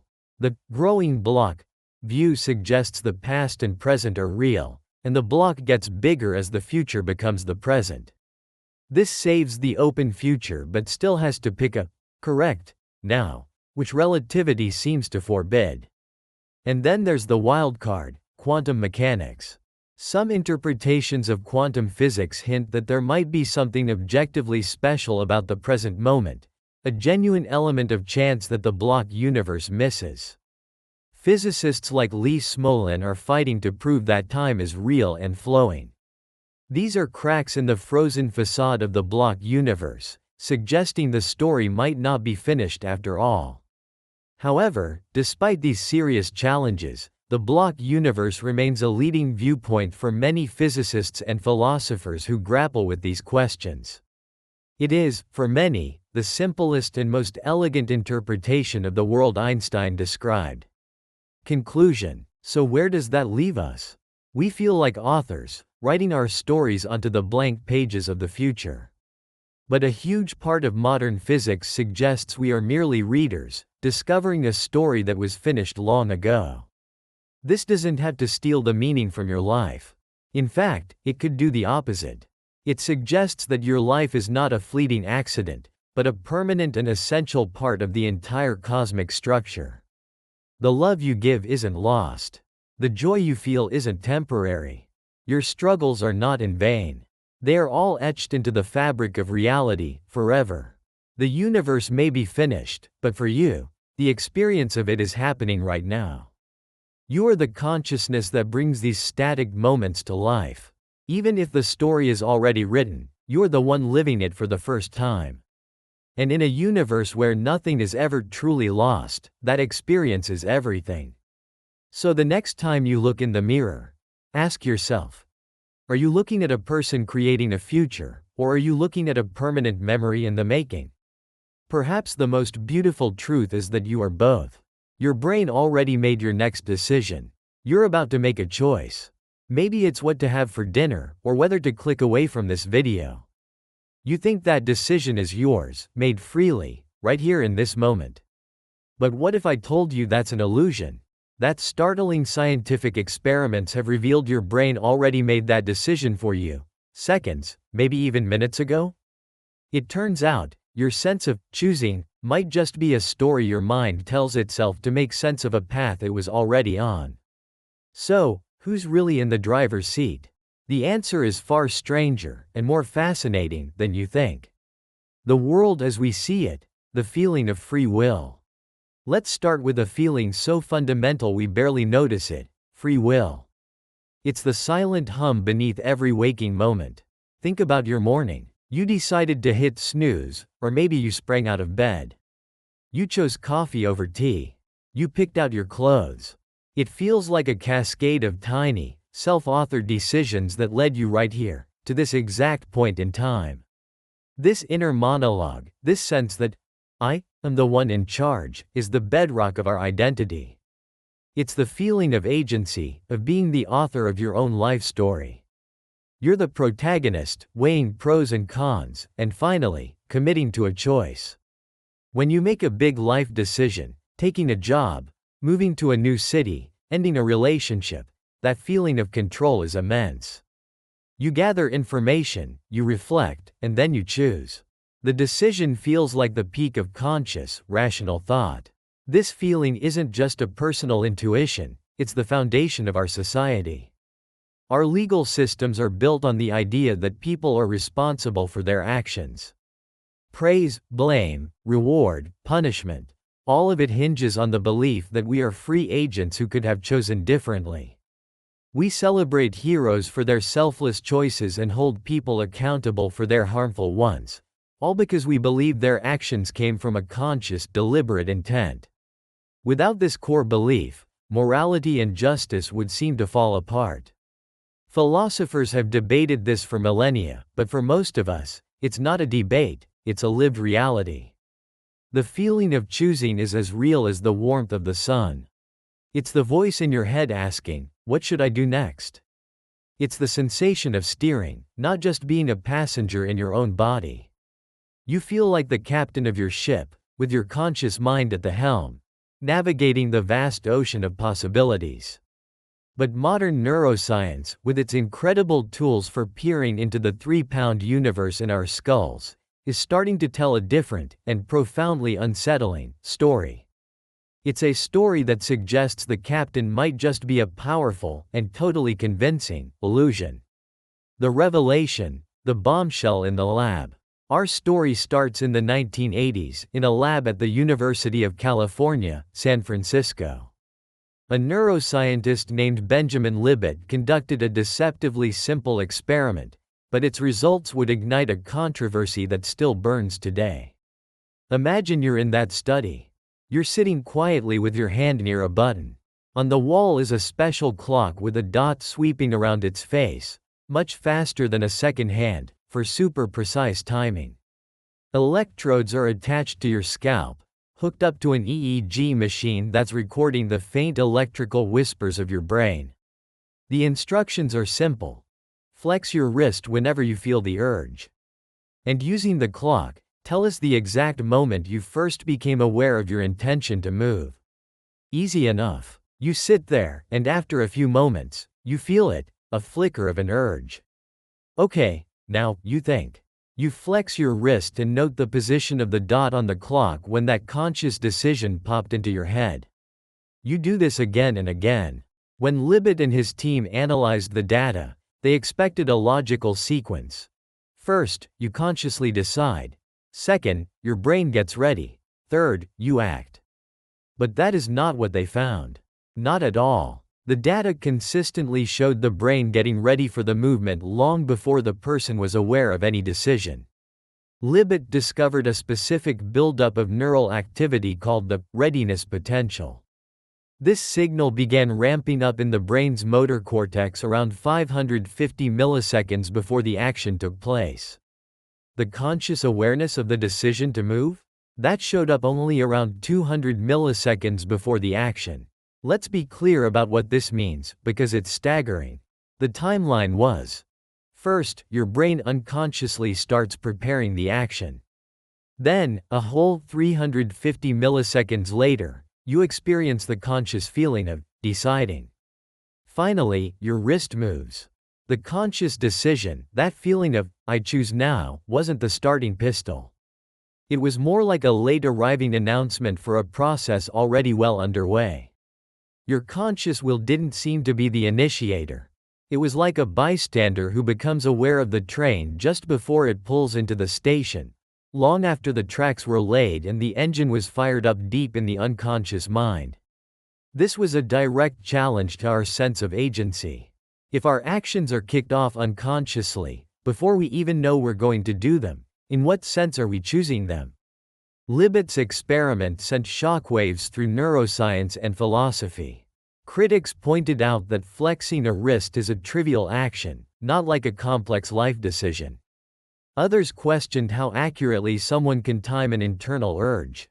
But despite the critiques, Libet's core finding, that measurable brain activity comes before conscious intention, has been replicated and expanded upon time and time again with far more advanced technology.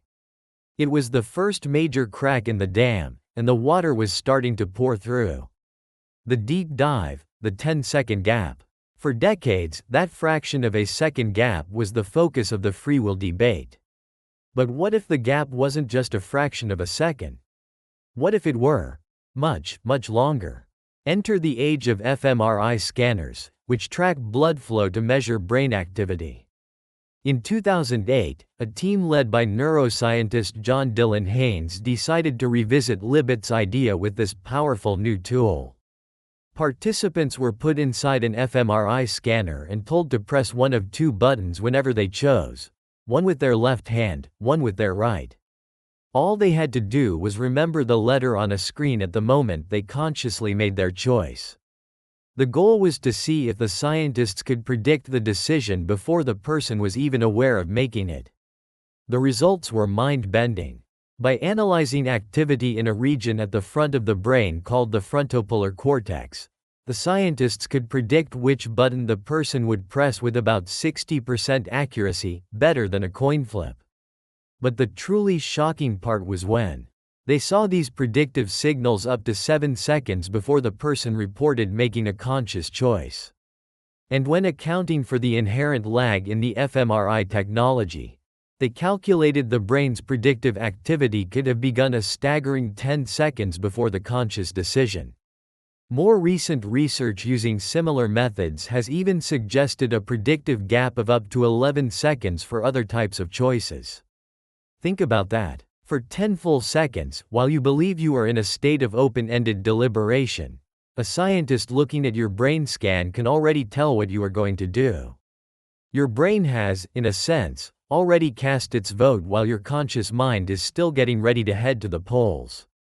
This paints a fascinating and counterintuitive picture of decision-making. Imagine your brain as a giant company. Deep in the basement, in departments you have no conscious access to, a decision is being worked on. Memos are passed, data is analyzed, votes are taken, all based on your memories, your genetics, and your past experiences.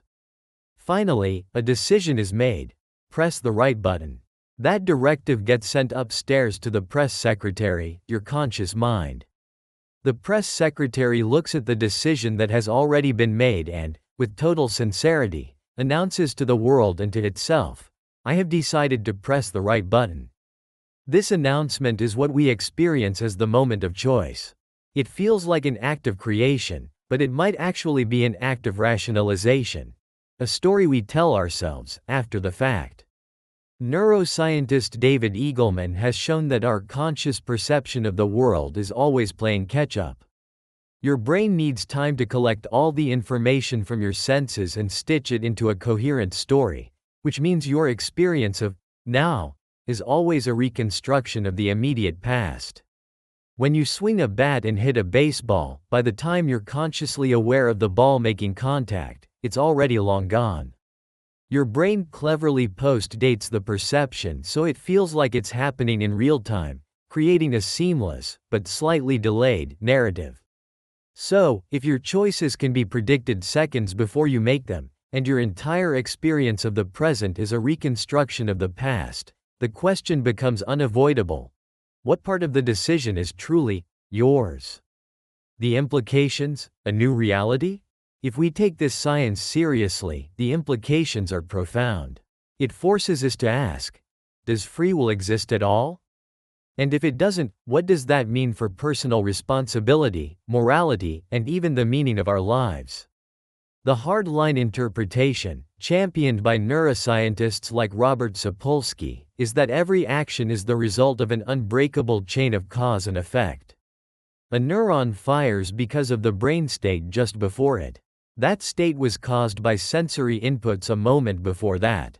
That was influenced by your childhood, your culture, and your genes. From this viewpoint, we are magnificent biological machines, but machines nonetheless. The feeling of making a free choice is simply an illusion. a story our mind tells itself to make sense of the machine's operations. There is no little you pulling the levers. There is only the machine, operating according to the laws of physics. This view can feel bleak. If there's no free will, how can we hold anyone accountable?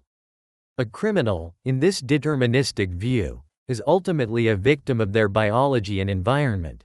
They couldn't have chosen otherwise. While we would still need to keep dangerous people from harming others, the ideas of blame and retribution seem to lose their meaning. It would be like blaming a car for having faulty brakes. This view also challenges our sense of accomplishment. That promotion you worked so hard for? That marathon you trained for? From this perspective, you didn't choose to be disciplined. You were simply the end product of a causal chain that resulted in a disciplined person. Your success becomes a matter of luck, not will. But maybe there's another way to look at this, one that is equally mind-bending. It involves re-examining time itself. We experience time as a river, flowing from a fixed past, through a fleeting present, into an open future. We feel our choices matter because the future feels open. But what if time isn't a river? What if it's what physicists call a block universe? Imagine all of time, past, present, and future, existing simultaneously, like individual frames on a reel of film. In this model, our consciousness is like the projector's light, moving through the frames one by one, creating the asterisk illusion of a flowing story. The future is no more open than the past. The story is already written. Our sense of making a choice might just be the subjective experience of our consciousness arriving at a pre-existing event. The feeling of deciding is the feeling of encountering the next frame of the movie. This idea is just as deterministic, but it reframes the problem. The issue isn't that your brain is a machine predicting the future. It's that our limited perception is creating the illusion of an open future in the first place. Whether we're a biological machine or a spotlight on a frozen block of time, the conclusion seems unsettling. But is that the end of the story? Or is there a loophole? The reframing, free won't and long-term agency. For anyone now spiraling into an existential crisis, there is a glimmer of hope. And interestingly, it comes from Benjamin Libet himself. While his work seemed to dismantle free will, his later experiments revealed a crucial, often overlooked, nuance. Libet wondered what would happen if a person decided not to act. He asked participants to plan on flexing their wrist but then to veto that decision at the last second. And he found that they could. Even after the unconscious brain had started the process, there was a small window, about 100 to 200 milliseconds before the muscle activated, where the conscious mind could step in and say, no. Libet called this, free won't. You may not have the free will to initiate an urge out of thin air, but you might have the conscious power to veto it. Our conscious mind may not be the president setting the agenda, but it could be the Supreme Court, holding the power of veto. It doesn't write the laws, but it can strike them down. Think about your own life. How often do you get a sudden urge to say something sharp in an argument, eat that extra cookie, or put off an important task? Those urges are the readiness potentials bubbling up. The real battle for self-control isn't stopping those urges from appearing. That might be impossible. The battle is in the conscious decision whether to act on them or to veto them. The conscious self becomes a gatekeeper, standing at the final checkpoint before an unconscious urge becomes an action. This gives the conscious self a job, but it's a different one than we imagined. It's less of a creative genius and more of a vigilant editor. But there's an even more powerful way to reframe our agency. This is the idea of long-term agency. While you might not control the next immediate neuron firing in your brain, you absolutely have the conscious power to shape the environment and inputs that your brain will use in the future. Think of your unconscious brain as a complex learning algorithm. You are constantly training it on the data you feed it. You may not control its moment-to-moment calculations, but you are the one choosing the dataset. For instance, you can't, in the moment, simply will away the urge for a cigarette if you're addicted. But you can consciously decide to throw away your cigarettes, to avoid places where people smoke, and to seek out support. You are consciously curating your future experiences. You are retraining the algorithm. Over time, the urges will lessen, not because you fought them off one by one, but because you strategically changed the conditions that created them. This is where true agency might lie. Not in the microscopic control of individual thoughts, but in the macroscopic steering of your life. You can consciously choose what books to read, what people to spend time with, what habits to cultivate, and what values to hold dear. These deliberate, long-term choices become the programming for your unconscious brain. You are, in a very real sense, shaping the person you will become. So, is free will an illusion? The feeling that you are the spontaneous author of your every action? That appears to be a trick of the mind. But the ability to consciously veto your worst impulses, the power of free won't, that seems to be real. And the ability to wisely shape the context of your life, to train your own brain and guide your future self? That is not only real, it might be the most profound expression of human freedom we have. Conclusion. So, who's in the driver's seat? The science suggests the car is mostly driving itself, following a path determined by its own design and past journeys. But we have a hand on the wheel, able to make crucial corrections and veto wrong turns. And more importantly, we are the ones who can, with conscious effort, pull over, get out the map, and choose the destination for the next leg of the journey. The road to that destination may be automated, but the choice of where we're ultimately going is still, profoundly, ours to make. What do you think? After hearing the evidence, do you believe in free will? Or is it the most convincing illusion our brain has ever created? Drop your thoughts in the comments. It's a question that gets to the very heart of who we are. And if you enjoyed this journey into the mysteries of the mind, make sure to subscribe and hit that notification bell. Share this video with someone who thinks they're in control of their own destiny. Or at least, thinks they think they are. Thanks for watching. Anxiety is an illusion. Time isn't real. Do you ever feel like you're running toward a deadline that doesn't exist? That knot in your stomach, the racing thoughts that hijack your mind right when you're trying to sleep. We call it anxiety, but it's something more specific. It's time anxiety. It's that relentless feeling that you're always behind, that the clock isn't just ticking, but mocking you.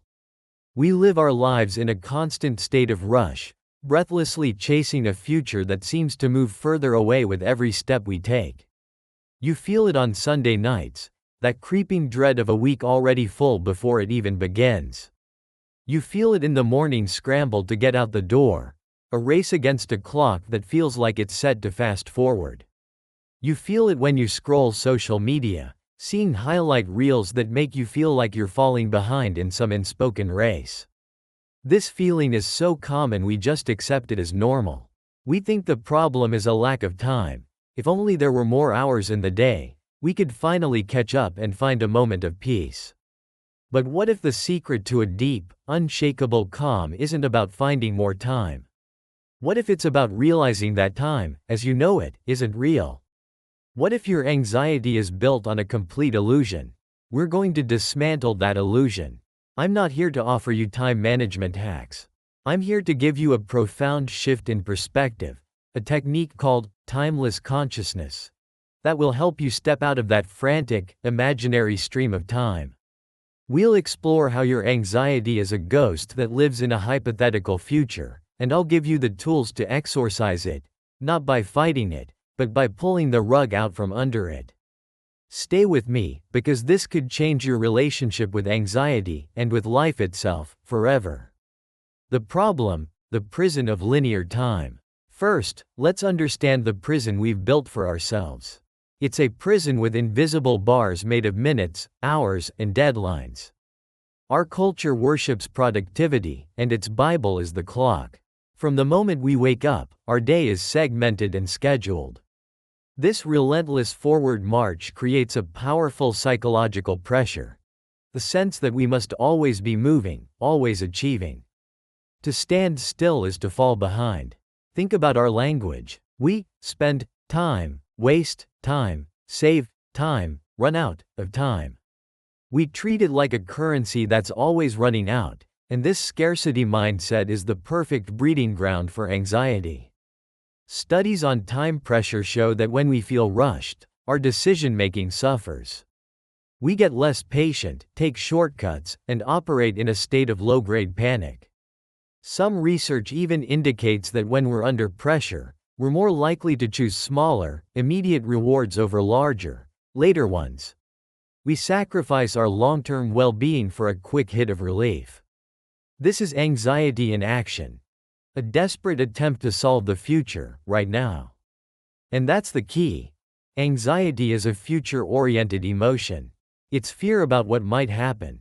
Our brains are running on ancient software. They have a threat detection system that's always scanning the horizon for danger. For our ancestors, a rustle in the grass could mean a predator, so being hyper-vigilant was a survival advantage. Today, the predators are different: a looming deadline, an unanswered text, the fear of not living up to our potential. But our brains react with the same primal urgency. They invent a future scenario, failing, being rejected, going broke, and our bodies react as if it's happening now.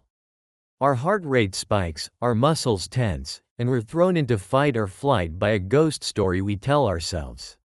Psychologists have a name for this: time perspective theory, pioneered by researchers like Philip Zimbardo and John Boyd. They propose that we all have an unconscious attitude toward time, which falls into a few categories.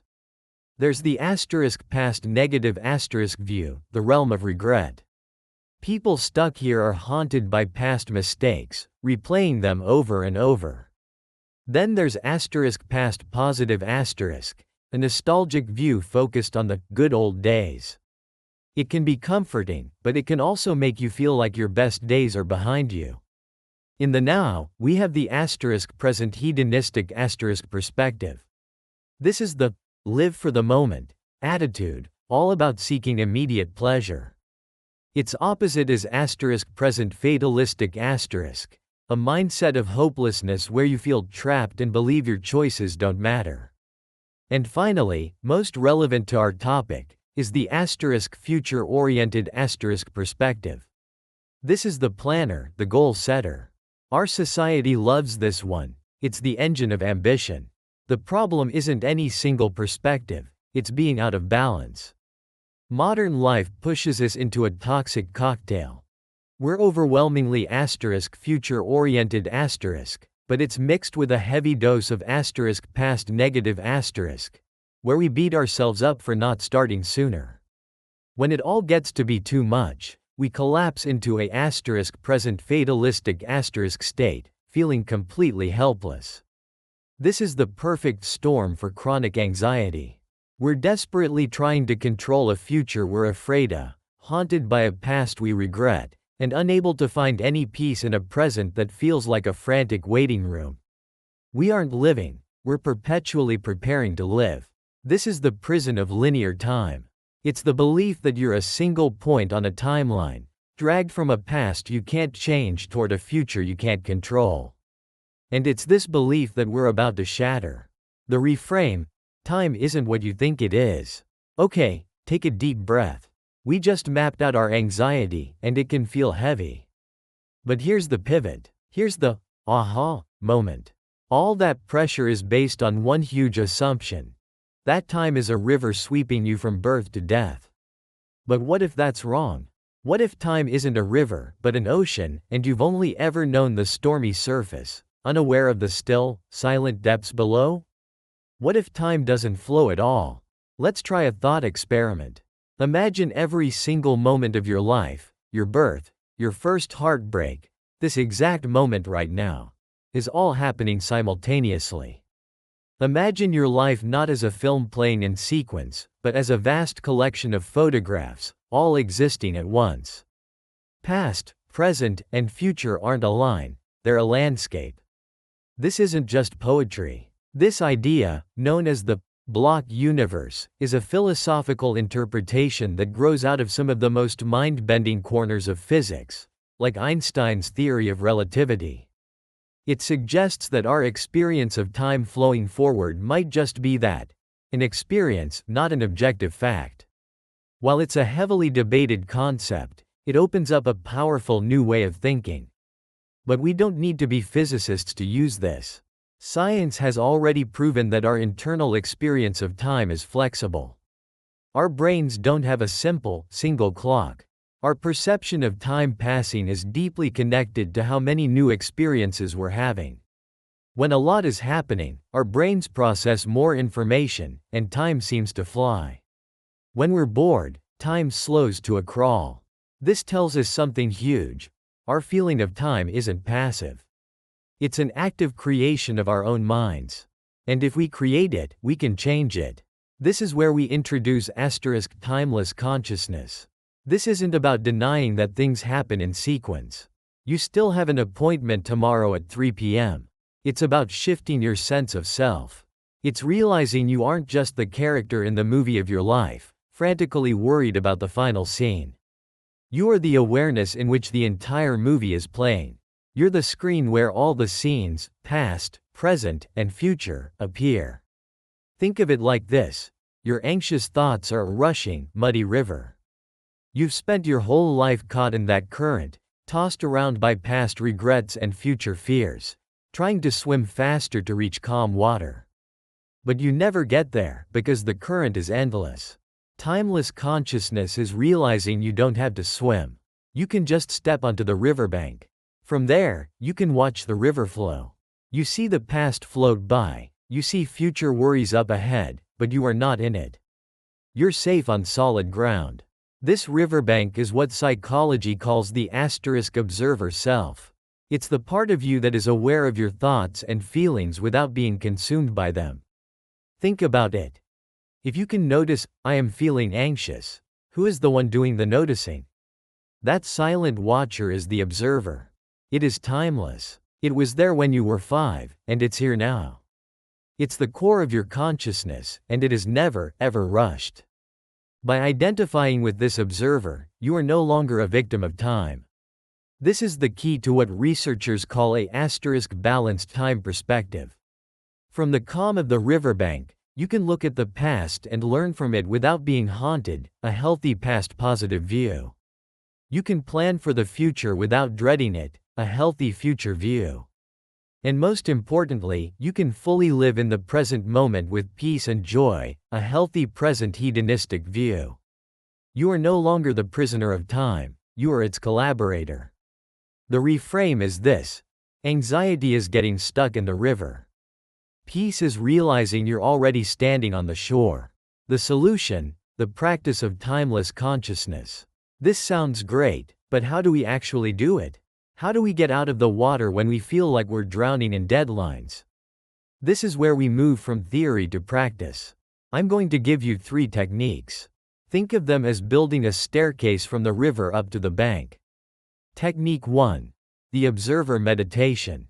This is the foundation. It's about directly experiencing that observer self. Let's try a short version right now. Get comfortable. Now, bring your attention to your breath. Just notice the sensation of air coming in and going out. This is your anchor to the present. As you do, you'll notice thoughts. A to-do list, a memory, a worry. That's normal. The goal isn't to stop thoughts, it's to notice them without getting carried away. When a thought appears, just gently label it in your mind. A thought about work.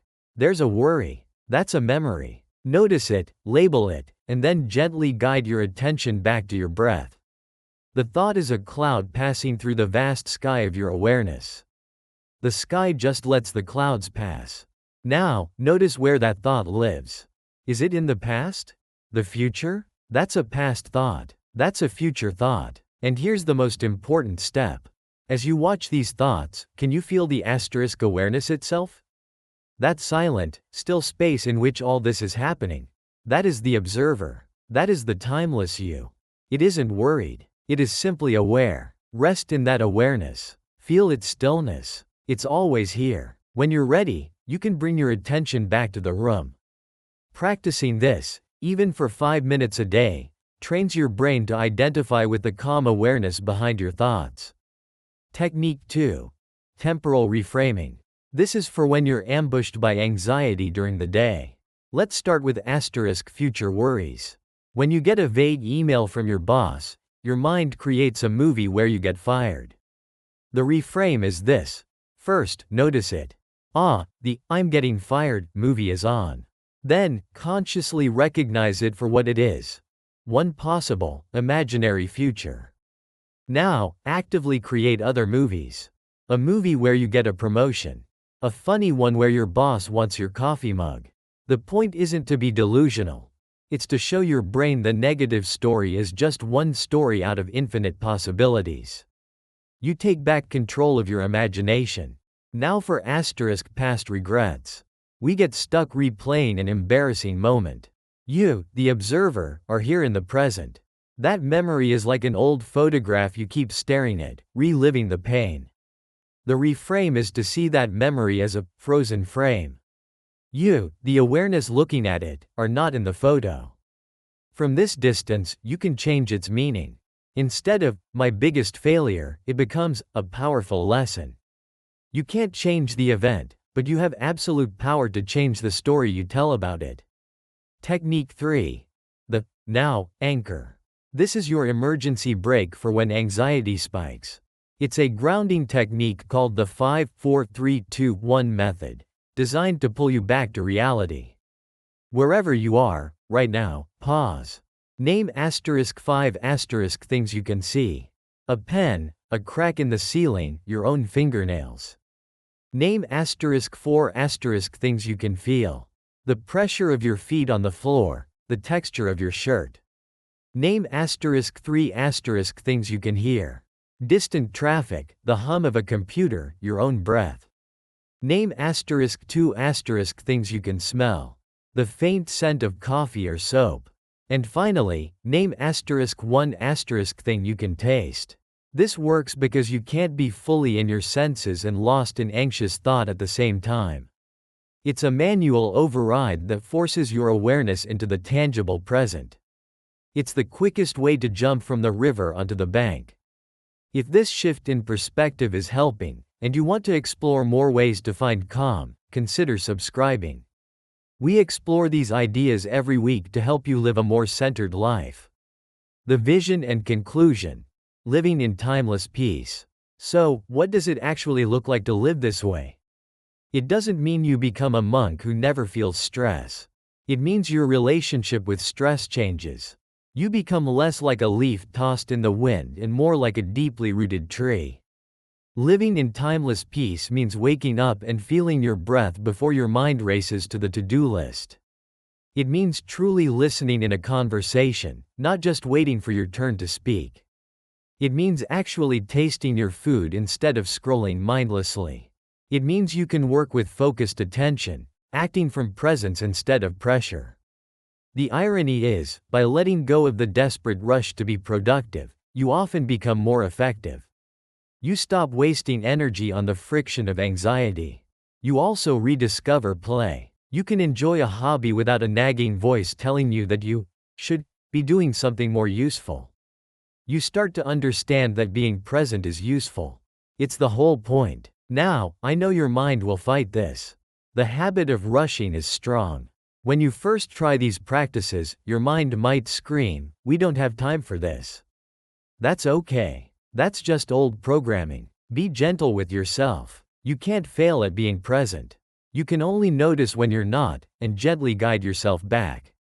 The rush is an illusion.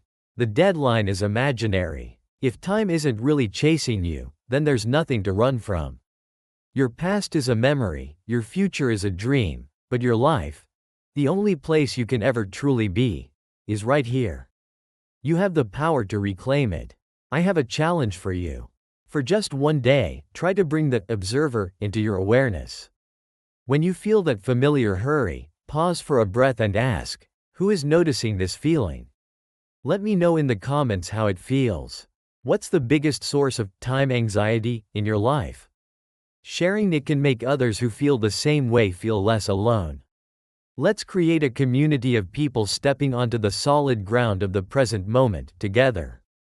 Thank you for sharing this time with me. Just breathe and rest in the now.